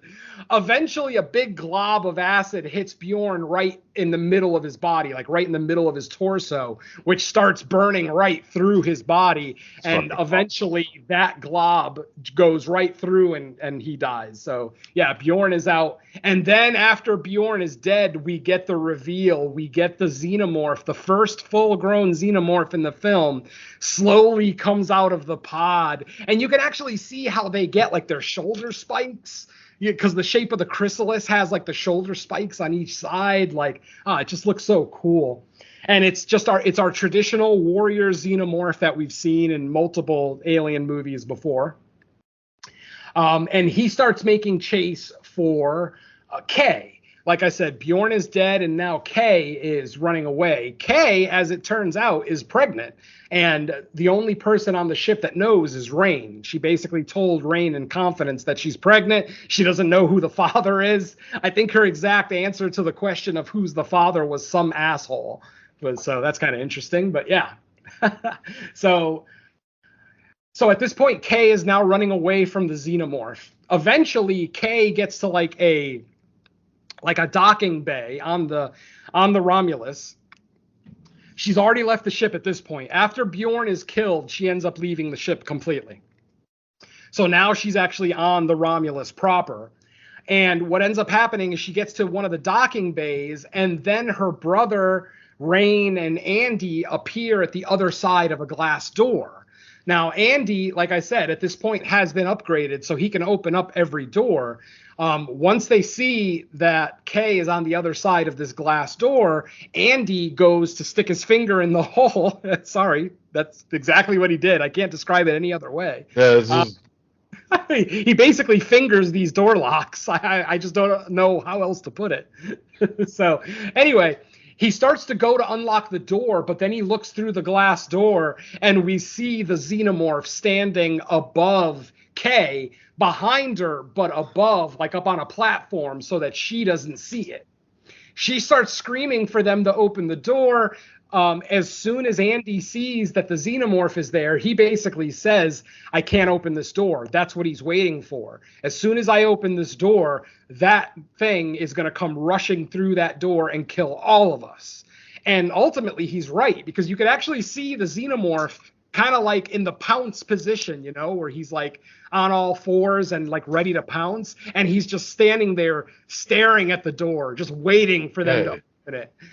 Finally, the xenomorph, I think, makes the realization that they're not going to open the door. So he eventually does go down, attacks Kay. We don't see specifically what he does, but there is a blood splat against the glass door. So we start to think that potentially this xenomorph just killed Kay.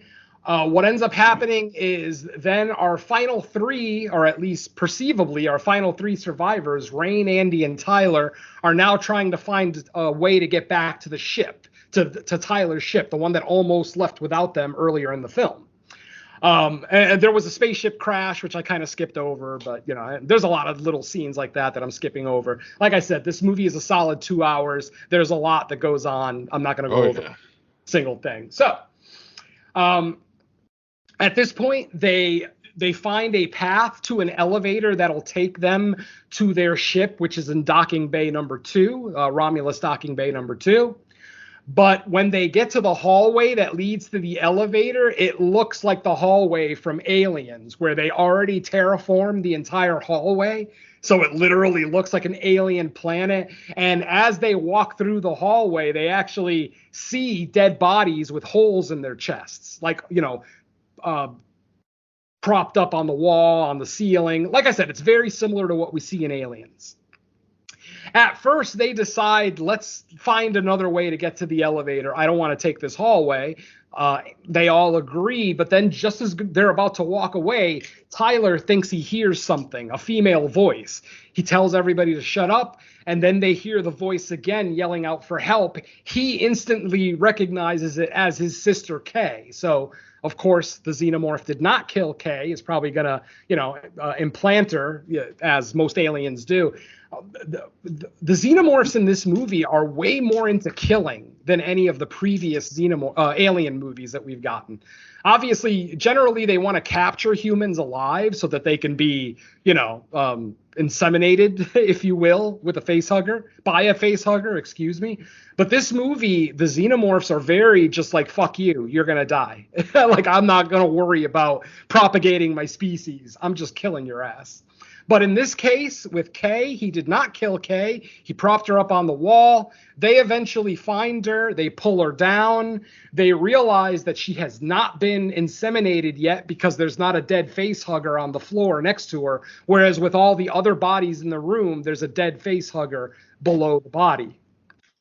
So they take her out. They start to make their way towards the ship. What ends up happening is eventually Andy gets attacked in this hallway by a xenomorph, and he goes into his crash state again, where he's basically glitching out. He's in the fetal position on the ground, kind of glitching out. At the exact same time, some xenomorphs are coming down the hall, so Rain, unfortunately, can't stick around and wait for him. So she starts to make her way out with Kay, with, pregnant Kay.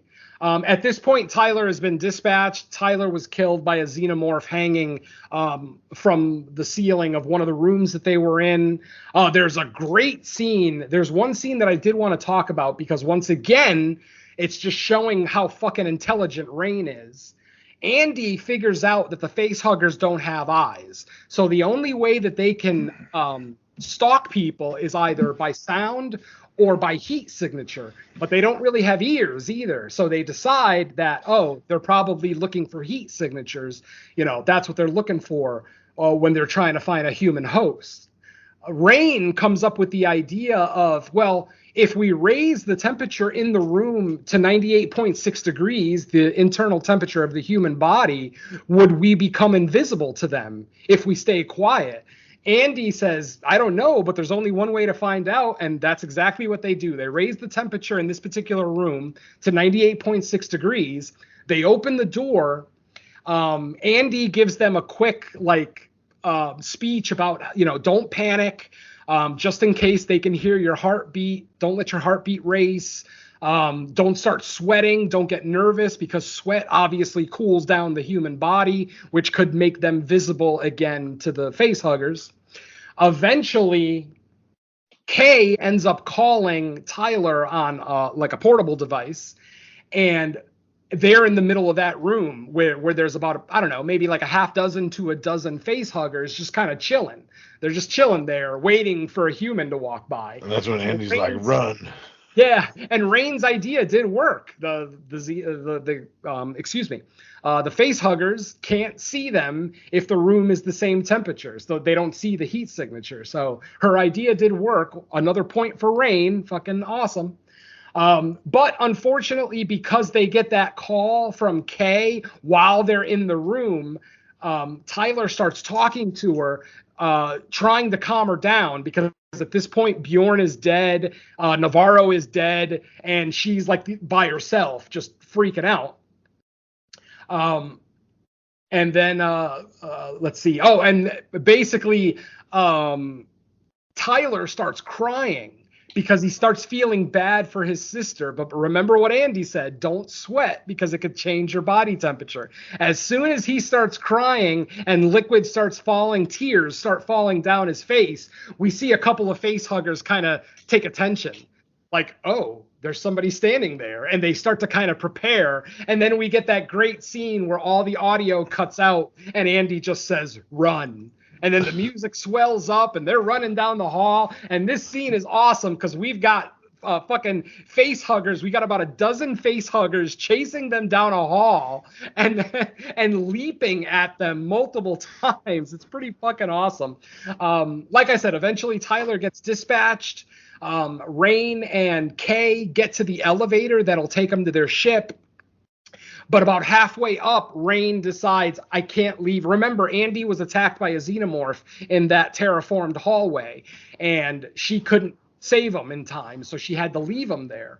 But obviously, as she's escaping with Kay, she ends up getting a conscience about it and decides, fuck it, I got to go back for Andy. You know, it's her brother, like I said. Even though he's artificial, she looks at him as her brother. So she decides to go back in to save him. This is where we start to get a lot of like quiet scenes of her kind of skulking through some of these hallways, trying not to make any noise, trying not to let her body temperature change, blah, blah, blah. Eventually she gets to Andy and she goes to pull out that chip in his neck, and he actually holds his hand over the port. Even though he's kind of in a crash state, fetal position on the ground, he knows that he doesn't want Rain to pull out that chip, you know, that'll put him back to, you know, old defective Andy. But then she says, listen, your new directive is to do what's right for the company. If you sit here and die, that's not good for the company. I need to get you out of here. So finally, Andy relents. He moves his hand. She pulls out the chip, and then she pulls out the extra little chip that she got from Rook, and puts the thing back inside Andy, reboots him again, and now Andy's back to his original state from earlier in the movie, the autistic state, if you will, you know, where he's speaking slower. He lost his English accent. You know, he's basically just back to normal Andy. They end up escaping and getting to the elevator shaft, but then, before they even get to the elevator shaft, Andy and Rain end up getting cornered in like a scaffolding area where there's a locked gate behind them and they can't get through.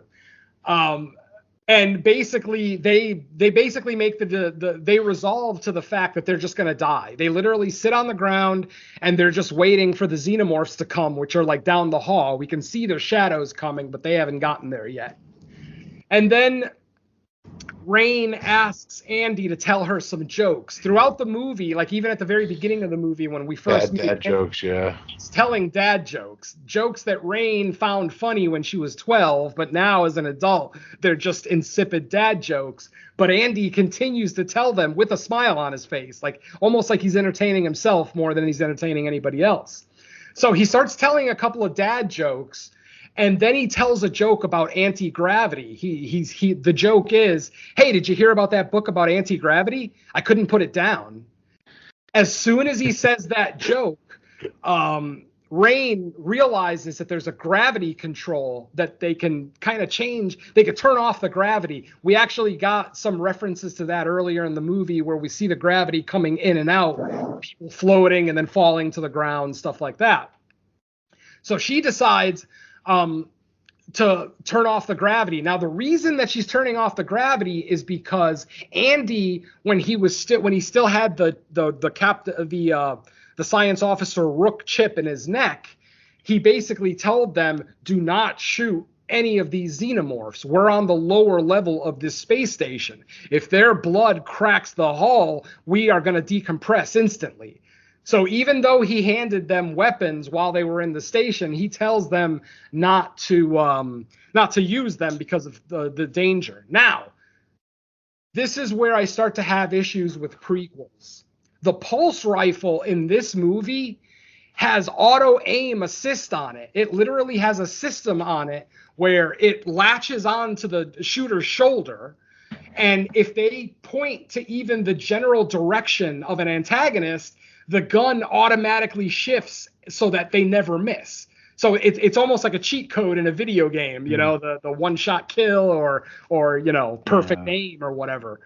She seemed pretty comfortable using it for the first time ever. Yeah, definitely. I'll allow that because I don't know what she actually did for Weyland Otani, so who knows. But the issue that I have is 27 years later, Space Marines don't have these pulse rifles. Now, the only justification I could think of is that they're Space Marines, so they actually get training in firearms. Maybe they're all marksmen and they don't need aim assist. But I call bullshit on that. If a weapon with aim assist exists, fucking use it. I don't care if you're fucking Doc Holliday. Use it.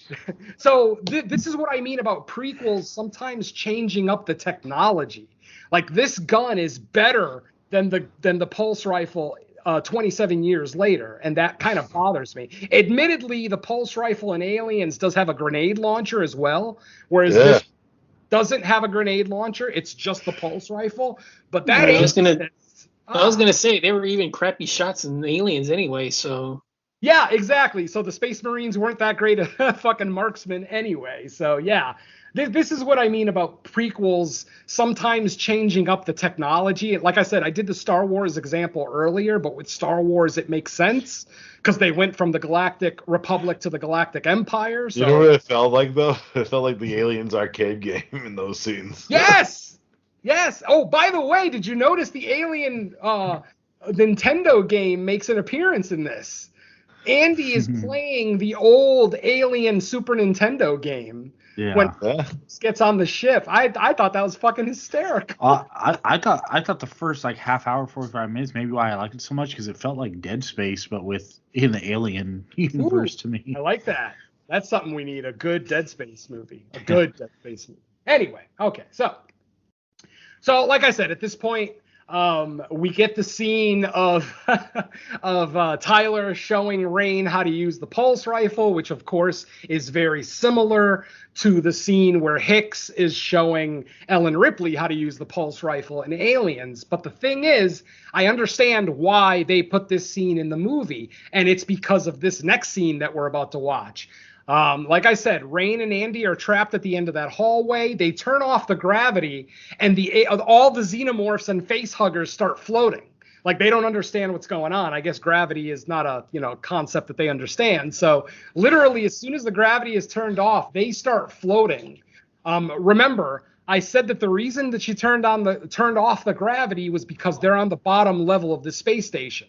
So if you shoot one of these guys and the acid goes through, you're fucked. So again, genius Rain turns off the gravity and then just goes fucking Rambo on these goddamn xenomorphs. And she's using the aim assist, and the gun is literally just mowing down like 1 to 2 dozen fucking xenomorphs. A couple of face huggers jump out, and she's able to shoot them. Eventually, when she's only got less than 10% ammo left in the gun, everything in the room is dead. All the xenomorphs are dead. All the facehuggers are dead. Unfortunately, there's acid blood floating all over the room. And they need to get to the end of that scaffold so that they can turn the gravity back on and then get on the ship and get the fuck out of there. So we get this great tense scene of Rain and Andy floating. It's like a water Mario level. Yeah, it's literally like a obstacle course type thing where you're just trying to avoid all of this acid floating in the air. Obviously, maybe not as big a deal for Andy since he's synthetic. Like, he could probably take a couple of drops on him and not just get destroyed. But Rain is this petite little cute white girl. If she gets any of that acid on her, she's fucked forever. So, and we get a tense moment, of course, where she starts to float towards a big glob of the acid, but then she takes the pulse rifle, shoots straight up, which pushes her down, because don't forget, we're in zero gravity, and then they're able to get out of the room. Eventually, they get to the elevator shaft that they need to get to, the one that they earlier had sent Kay up to go back to the ship. At this point, Kay is in the ship, and I skipped a whole big thing where the black liquid. Yeah, exactly. The black liquid, which you might remember from Alien Covenant and Prometheus. Basically, Weyland-Yutani is working on that black fungus mold thing that we see, and they're turning it into a bioweapon. They show a little video of a rat getting crushed. They unceremoniously they crush this rat. And then they inject it with this stuff that they formulated out of the black mold, and suddenly we see the bones start to reform, and suddenly the rat's alive again. What the crew members don't notice is after they walk out of the room, they show the tank that had the rat in it, and the rat literally like mutated into like this. Yeah, it turned into like one of the Deacon like aliens from like Prometheus, kind of. Yeah, actually, it did kind of look like one of the Deacons. Yes, yeah, very much so. So yeah, so interesting little thing. twist there. So let's see. So eventually Rain and Andy get to the elevator. Gravity is still turned off at this point, but the gravity is about to cycle. Basically, on the Romulus, when the gravity is turned off, it cycles every minute. So it basically turns itself on, then turns the gravity off, and then a minute later turns it back on. It does this to regulate the pressure inside of a decommissioned ship so that it doesn't just implode in space. So it's a safety measure, basically. So when they get to the elevator, the gravity is off, but the elevator doesn't work with the gravity off. There's no gravity, so the elevator's not going to go down like they need it to. So they just decide to float up the elevator shaft, but just as Rain jumps up in the elevator shaft, a xenomorph grabs her by the leg. She still has her pulse rifle on her that only has 10% ammo left in it, and she uses it to shoot the arm off the xenomorph, creating a hole in the grating that was protecting them from the xenomorph. So the acid from the xenomorph basically creates this big hole, and what ends up happening? Of course, more xenomorphs show up, go through the hole, and start going up the elevator shaft. Oh boy. Now, while they're going up the elevator shaft, they start getting the buzz, the warning that the gravity is going to get turned off. And they have a 10-second warning before the gravity turns off. Mind you, Rain is got to be multiple hundreds of feet up in the air in the middle of the elevator shaft. Like, Andy is on a ladder, so he's holding himself down. But she's literally floating in the middle of the room, and suddenly the countdown starts of the gravity about to turn off. And then we see the acid, all the acid blood floating in that room, the big set piece, all of it falls, eventually hits the floor, eventually breaches the hull of the ship, but they're no longer in that part of the ship, so it's not as big a concern right now. But like I said, the gravity turns back on, and Rain literally falls all the way down this elevator shaft. And she's falling for what feels like a solid 5 to 10 seconds, where obviously as the viewer, you're like, well, Rain's dead. But what ends up happening? A fucking xenomorph tail whips out from the side of the elevator shaft, actually saving Rain. The fucking xenomorph saved Rain's life. Now, obviously, Rain is a female, and xenomorphs value females because they could get a queen out of her. You know, after the face hugger lays an egg in her, they could potentially get a queen, because there's no queen in this movie. Don't forget, there's no eggs. Remember, they created all these face huggers in a lab based on the dead xenomorph that they got during the cold open that they found. So, which I actually think is the reason why everything's like progress faster, like when the like how the chest bursters come out and grow faster, is because they are engineered that way, probably. Yeah, no, 100%, buddy. I mean, like I said, I mean, we never get clear, concise information in the franchise as to how long this takes, how long the incubation period is, things like that. But yeah, that totally makes sense that these are genetically enhanced. So yeah, totally. Good call. So, like I said, Rain is saved by a xenomorph. The xenomorph, who, don't forget, xenomorphs have prehensile tails, so they could actually use their tail as a tool. So he grabs Rain, pulls her in, and starts sniffing her. Something, we've seen in multiple Alien movies before, where a xenomorph will smell someone. So the xenomorph obviously doesn't want to kill her because, he'd rather incubate her. So, but don't forget, at the top of the elevator shaft, Andy is still up there. And when the gravity turned off, the elevator car fell. Andy, being a synthetic human, strong as fuck, was able to hold it up so that it wouldn't land on Rain while she's climbing up the shaft. But now that the gravity has been turned off, and we see like about a dozen xenomorphs start climbing up the elevator shaft, Andy decides to let go of the elevator car. The way that this elevator shaft is set up, there's ladders that a person could stand on and avoid getting crushed, by the falling elevator car. So that's exactly what Rain does. She kind of props herself up on one of the elevators. The elevator car goes by and just fucking decimates all of the xenomorphs in the elevator shaft. Just crush, crush, crush, crush. And then eventually, when the car falls all the way down to the bottom of the elevator shaft, and both Rain and Andy think that they're safe, one more xenomorph comes out. The xenomorphs are even smarter in this movie because this guy fucking did the same thing that Rain did. He grabbed the ladder and avoided getting crushed by the elevator car. So clever girl. Anyway, Then Andy what becomes ends up Rambo. happening is the xenomorph.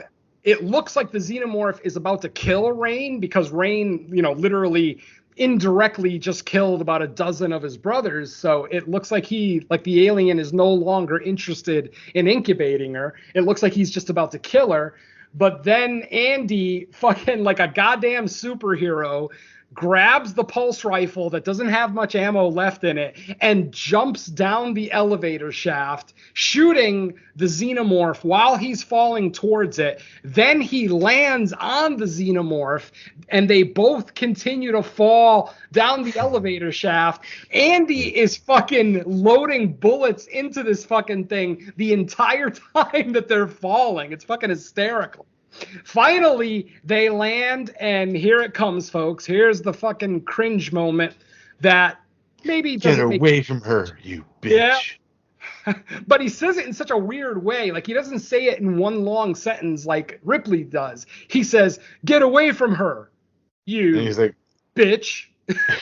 yeah. Yeah, he almost says it like he doesn't understand the words he's saying, and it's weird. Well, he probably doesn't. Don't forget, he's an AI. He's probably never sweared in his life. I think because he had Rook's chip in his system for a little while, it upgraded his personality as well. So that's why.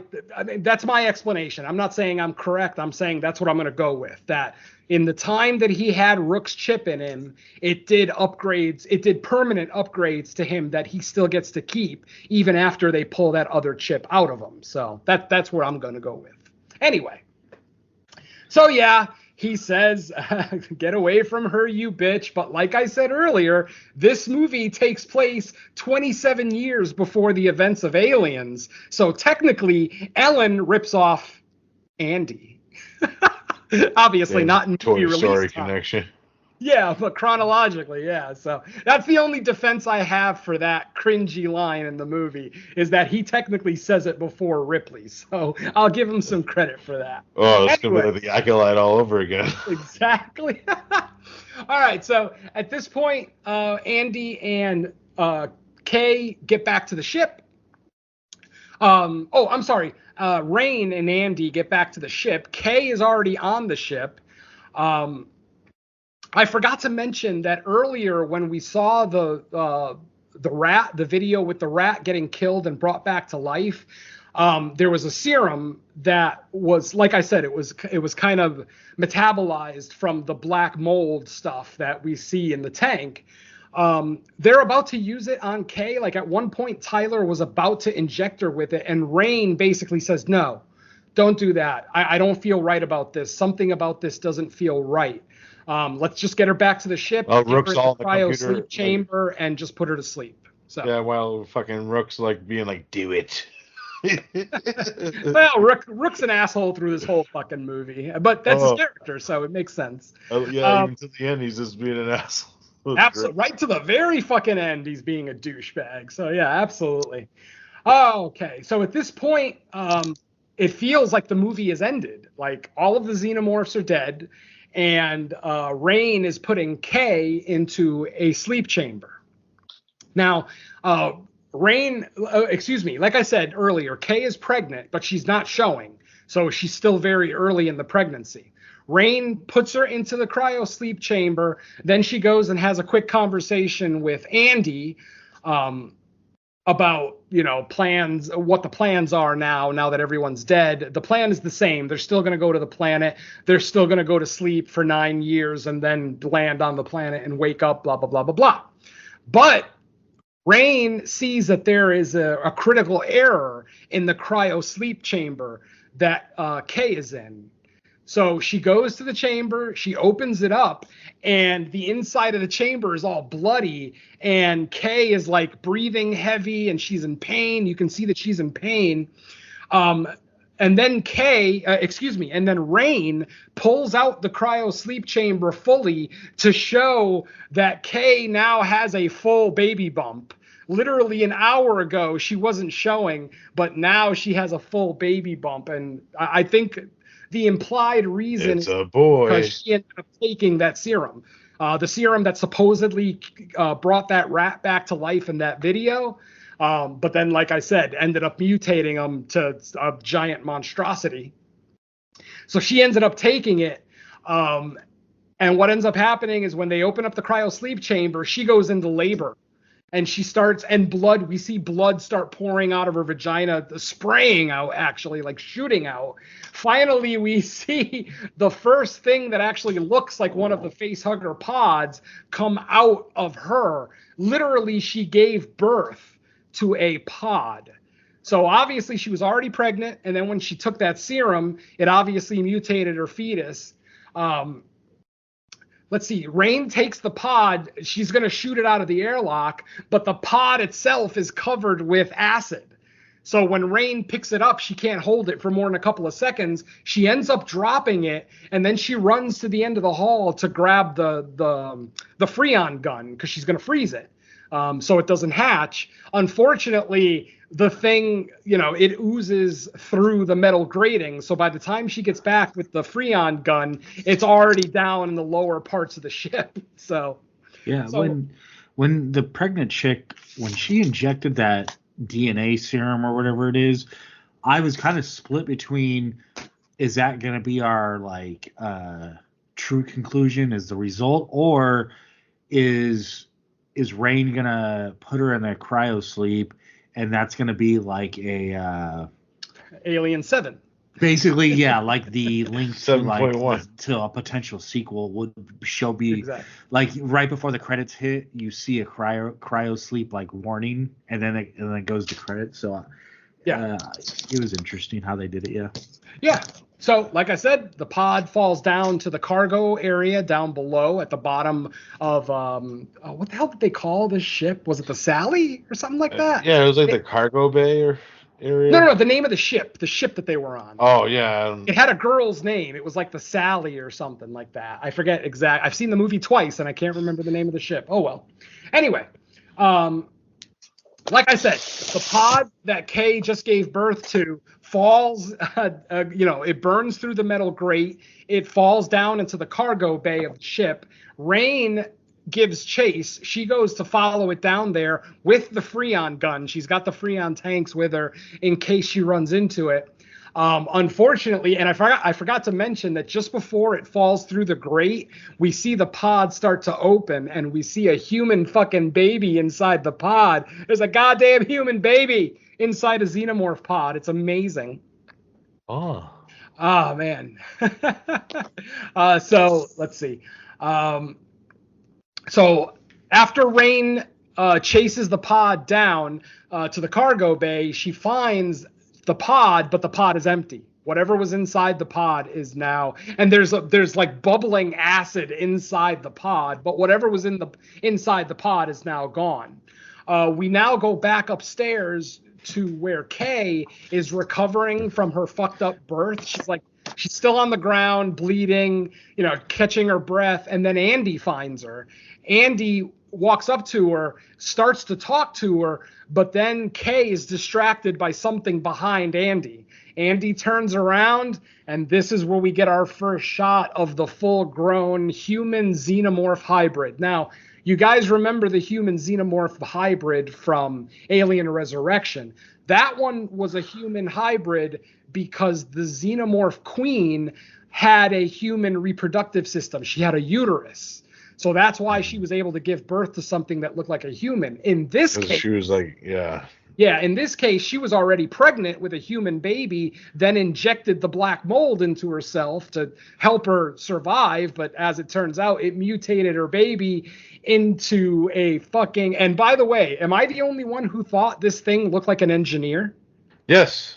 It It did. looks exactly like a fucking engineer. It's almost like the Alien franchise is secular. Which It's makes just a sense big because that's circle. where the black liquid comes from, is them. Exactly. And yeah, I mean, we saw David use the black liquid to amazing effect in Alien Covenant. So, yeah, it's kind of funny how everything just kind of comes back around to itself. So that's pretty cool. So yeah, this giant, and this thing is about 8 or 9 feet tall. This is a big humanoid creature. It's a male because I say it's a male because it doesn't have breasts, but it also doesn't have a penis. It's almost like it has a vagina. Like, did you see that? It looked like it had a cross, like an X near where its genitals should be.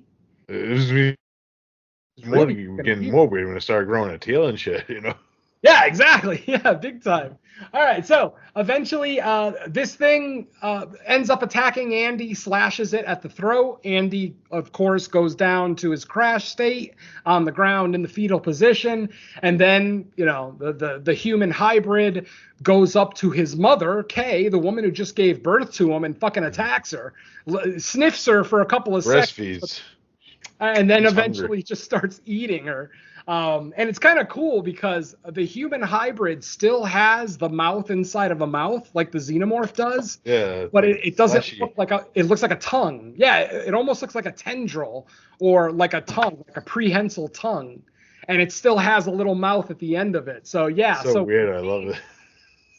When Rain gets back up from the cargo bay, sees Andy on the ground bleeding from the neck, and then she goes in to help Kay, the creature, the human hybrid, is literally feeding on Kay. Kay is dead. Her eyes are open. All life has left her face. And this thing is just kind of feeding on Kay with its little, you know, its little mouth inside of a mouth.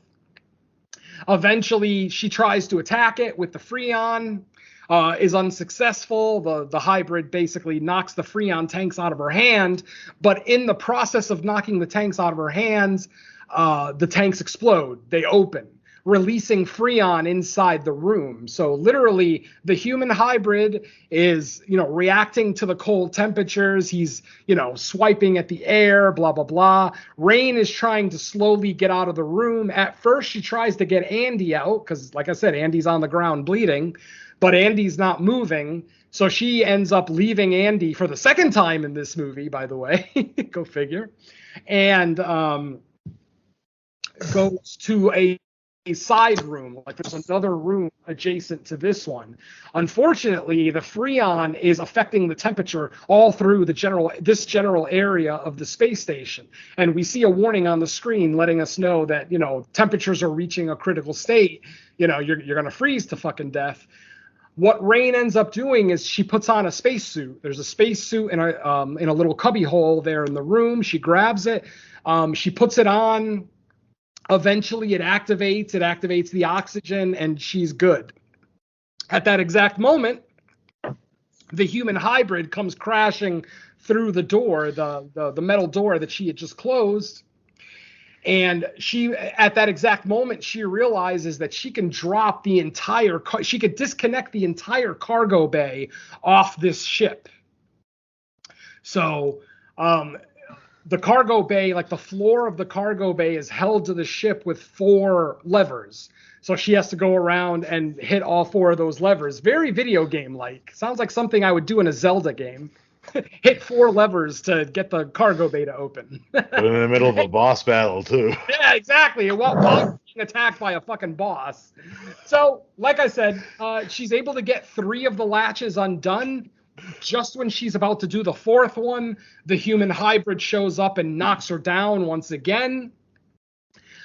This time, she's on the ground. The human hybrid lets out his first, like, growl, like a howl or screech or whatever you want to call it, and he smiles. He fucking has a big shit-eating grin on his face as he's about to attack Rain.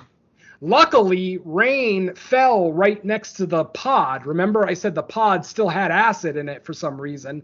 So again, Rain, another point for Rain, fucking brilliant. She takes the pod and she throws it on the floor. The acid ends up burning through the cargo bay floor, and basically the room decompresses. Now, fortunately, Kay is in a spacesuit, so she's not concerned with decompression right now. So like I said, Kay and the human hybrid fall through the hole in the cargo bay floor created by the acid.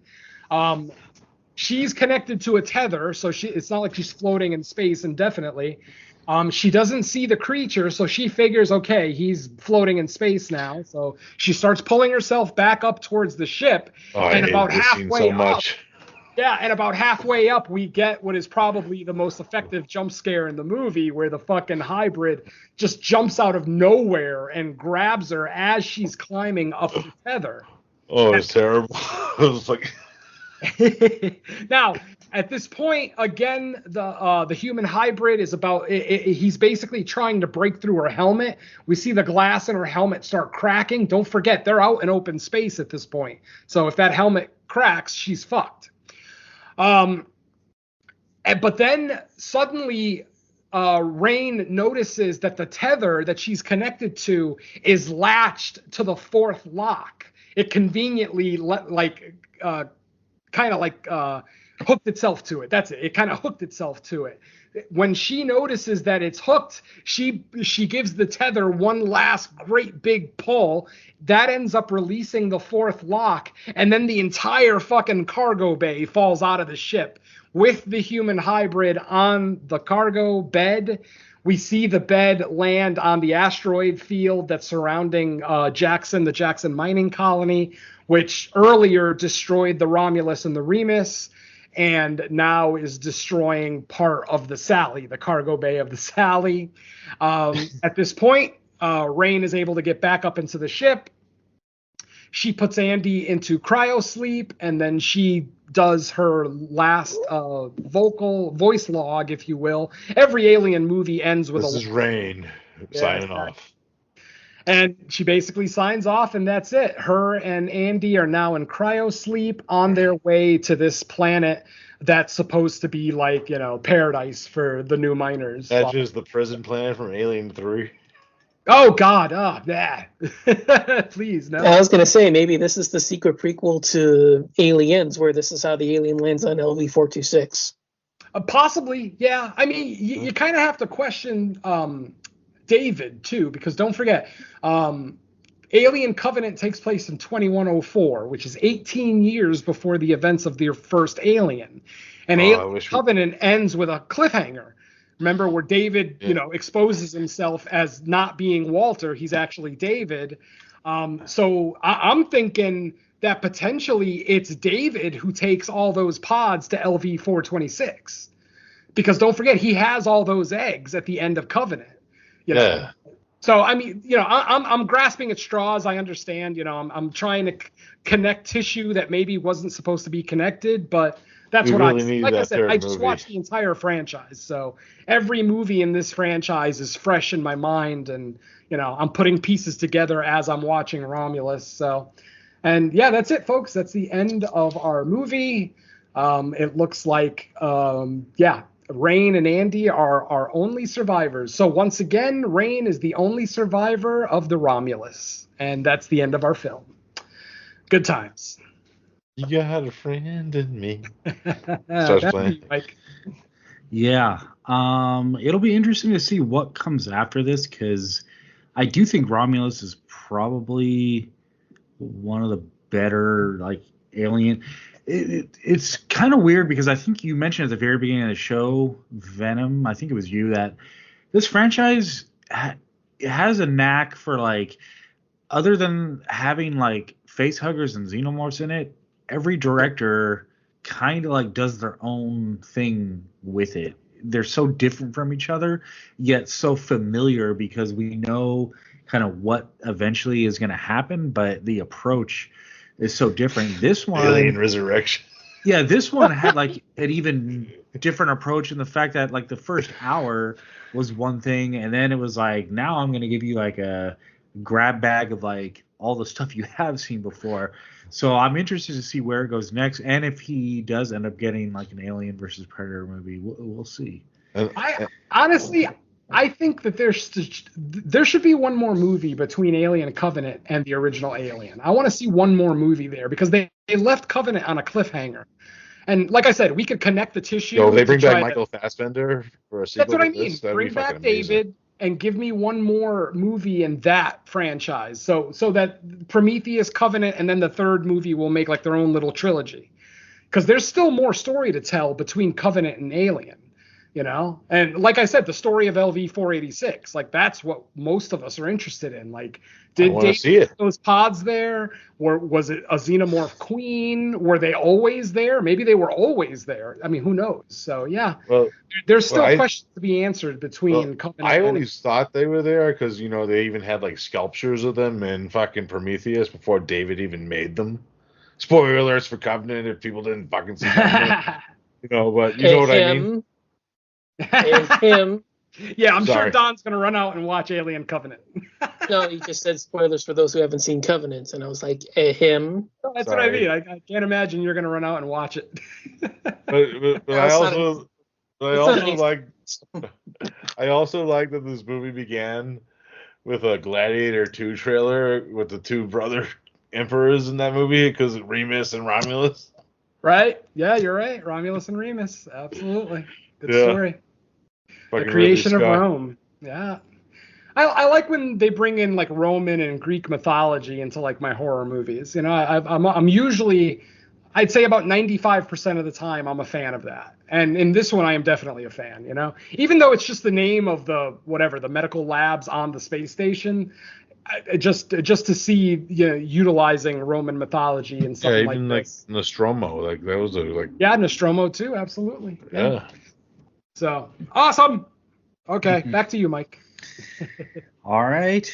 Well, that's going to cover Alien Romulus for fresh cuts. But before we get out of here, let's find out where else we can be heard. So, Venom, anything new since our last recording?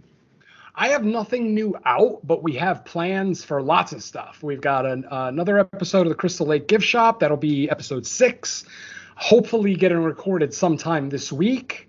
And then at the end of this week, Creature Comforts episode 29 will be recorded with Don's pick, which is a very insane movie. But I can't wait to talk about that one. Oh, that's going to be a discussion and a half, man. That is going to be a fun ass episode. I actually took notes. That's how fucking nice. I'm going to watch it again. Like I've already watched it once, but I'm definitely going to watch it again because that was an experience. Yeah.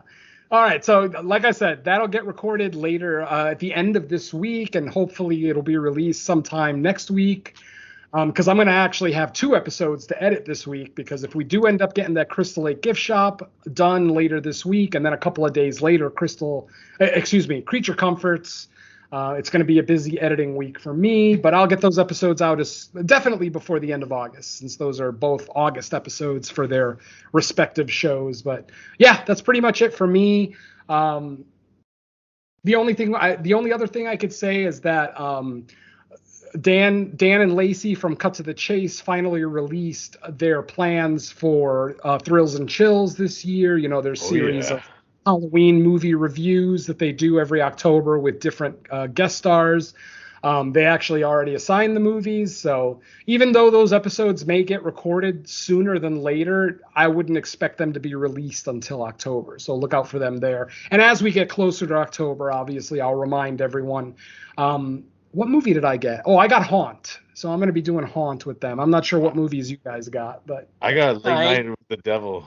I didn't get a notification. I don't know if I'm involved. I didn't see your name either, actually. Just hit him up, because I mean, I know you confirmed that you were going to join, but yeah, I didn't. Because I thought we were all supposed to be doing it, but if you're saying that, I don't get a notification. Just checking now. Yeah, check that big long thread, that chat, and if you don't see, because they tagged everybody with the movie that they're assigned to, so if you didn't get an assigned, then they maybe just forgot. So just remind them. They'll get you. Okay, yeah. All right. But it looks like the majority of it is they're doing the Final Destination, the entire franchise. So plus a bunch of other stuff. But yeah, Derek, man, you hit the jackpot with Late Night with the Devil. God damn. Polka Dot Man. I would love to talk about that again. I mean, I'm sure we will at the end of the year. Hint, hint. But yeah, great fucking movie. Oh, yeah. And anyway, sorry. That's everything from me. No other shows coming out or anything like that for me. Oh, I got House of a Thousand Corpses. That's what I got for Thriller. Oh, nice. Oh, you got a good one too. Cool. I'm not complaining. I liked Haunt. I'm definitely not complaining. I I wish I got actually like it more every time I watch it because I only shut my watched brain the off one more time. to it. No, yeah, I've never rewatched it, so maybe, yeah. I mean, I remember liking it. Like I said, we did it on Fresh Cuts for October one year. I remember liking it. I remember liking the masks, the different masks that all the killers were wearing. So The Ghost was my favorite. yeah, I think the Devil was my favorite, if I remember correctly. Yeah. But yeah, it's been a while since I've seen it, so I get Haunt. I actually have a Haunt pin set. Ooh, nice. I'll take a picture of after. Oh, and then one last thing, and this is only for my collector brothers out there. All the Art the Clown pops have been released. Go to your local Hot Topic. There are 3 different Art the Clown Funko Pops available. One is a regular one where he's holding his knife. The other one is he's on his bike. And then the third one is a bloody one where he's covered with blood. So, yeah, they are available and they will not last, my friends. So if you're interested in Art the Clown Funko Pops, get out to Hot Topic sooner than later. And that's it for me, Mike. All right, kick it over to Dawn. Anything new? Not much. The main thing, as mentioned, is we're finally getting closer to my Creature Comforts pick, which I'm really giddy about. NFW, my run with Shark Shows is still ongoing. I think the latest one just got released. That was Deep Fear. I think that was the last one, or maybe there's something else. But did you guys do The Last Breath by any chance? I'm just curious. No, that wasn't one of them. So I think, I think out of the ones we did. Oh crap! We did Deep Fear. We did Under Paris. We did Meg 2. We did. Why is my mind blanking on this all of a sudden? Those are pretty good ones, though. Yeah, well, we did a lot of the more modern. We did a lot of the more recent ones because we've already done it. Oh, we did Deep Blood, the Joe D'Amato one. Oh, that one on Blu-ray. Yes. Yeah, we did that, and I think we did one more, but my mind's blanking over which one's in which year because I'm trying to keep track of everything. But overall, that should be available on NFW, and the only other thing is the season 3 of Horror Countdown, which is available wherever you get your podcasts. All right. As far as I go, yeah, everything Venom said applies to me as well. Got stuff planned, just not out yet. So I'll hold further announcement until it's closer or it's already out. Derek, how about you? Have you been around recording stuff at all? I'm gonna give this a shout out. I'm always available. We can work something out. Reach out to me, guys. But anyways, yeah, pretty much nothing until we record the next episode, No More Room in Hell, which is Venom's picks, which I'm excited about. Yeah, one of them I've never seen, so it's a first time watch for me. I'm excited. I've seen one of them before. Yeah. But yeah, good stuff. Can't wait. Cool. All right. As far as our next episode, I don't know if there's a wide release this week in the theaters, but I know that not the Addams Family, the show, but the Addams Family, the filmmakers, their new one, Hellhole, I think hit Shudder this Friday. So if there isn't... I got a screener for that, so I was going to suggest that actually. I don't know if you guys were aware of it, but I was going to bring it up because I did get a screener for it. Yeah, I knew of that coming out on Shudder. I just wasn't sure if there was also a theatrical release, but I don't think so. So we might be going with that. Unless someone has a better suggestion, but I'm leaning towards that just because there's nothing in the theater. So what's the date? Today is the 18th. No, there's something opening on the 30th called Afraid. Oh, it's the AI horror movie, Blumhouse. Yeah, I think so. Yeah. With Kuma Harold. you Oh, mean Strange Darling opens this week. The Strange Darling is getting incredible festival buzz. Is it a horror movie? That's what I I'm was hearing. gonna say. That's what I was gonna say. I'm hearing horrific, but I'm not hearing horror. It's listed in the AMC app as horror for whatever it's worth. I mean, not that AMC is the be all end all by any stretch, but they've got it listed as horror. Like I said, I'm hearing some really good buzz. I don't know. It might be an option. We'll have to see. Yeah, it looks like it's like a serial. Okay, just like a small blurb I'm seeing. It's like serial killer, horror, romance, thriller. So it might be one of those things that's like, like dances on the line of like different genres, Dances and you with kind Wolves. of I thought you were going to say like Dances how with much Wolves. of what they consider it. Yeah, so it's probably Love Lies Bleeding. That movie had like Ed 8 Harris different eating genres beetles. in it. Mm-hmm. Ed Harris eats a beetle in it. Woo! That movie's Yeah, I mean, fucking it nuts. sounds Strange Darling does sound like a potential to be a fun movie, regardless. So I might end up just seeing it anyway, just to go to the theater, and I might as well. If there's a screener near me, I'm absolutely going to see it. Yeah, It should be like it'll probably play in one theater here. more than likely. Yeah, one screening a day. Yeah, Like, I remember seeing on the my Regal theater. app I was, like, that pissed. there was like a advanced screening, but it was like you have to go on a certain night, so I couldn't make it. But I think it opens. Mm-hmm. But anyways, yeah, we'll figure it out. If it's either going to be Hellhole on Shudder or Strange Darling, maybe if one of us sees it like earlier, like on a Thursday or Friday, and then they can report back to our chat to see if they feel like it's horror enough. Cool. All right, soon. cool. Zid horror. All right, well, Derek, thanks a lot for joining us again. Yes. Yeah. Hell yeah. Sometimes the schedule works out. Actually, ironically, in my last appearance, I'll be back for Alien. Nice. I'm back. It happened. All right, cool. Well, everyone, thanks for listening to another episode of Fresh Cuts. We will be back in a week with another review of a movie. Let's say bye to our listeners. Later. If your robot has autism, fix them for fuck's sake. Come on. Damn you, Bilbo Baggins. Damn you. Peace.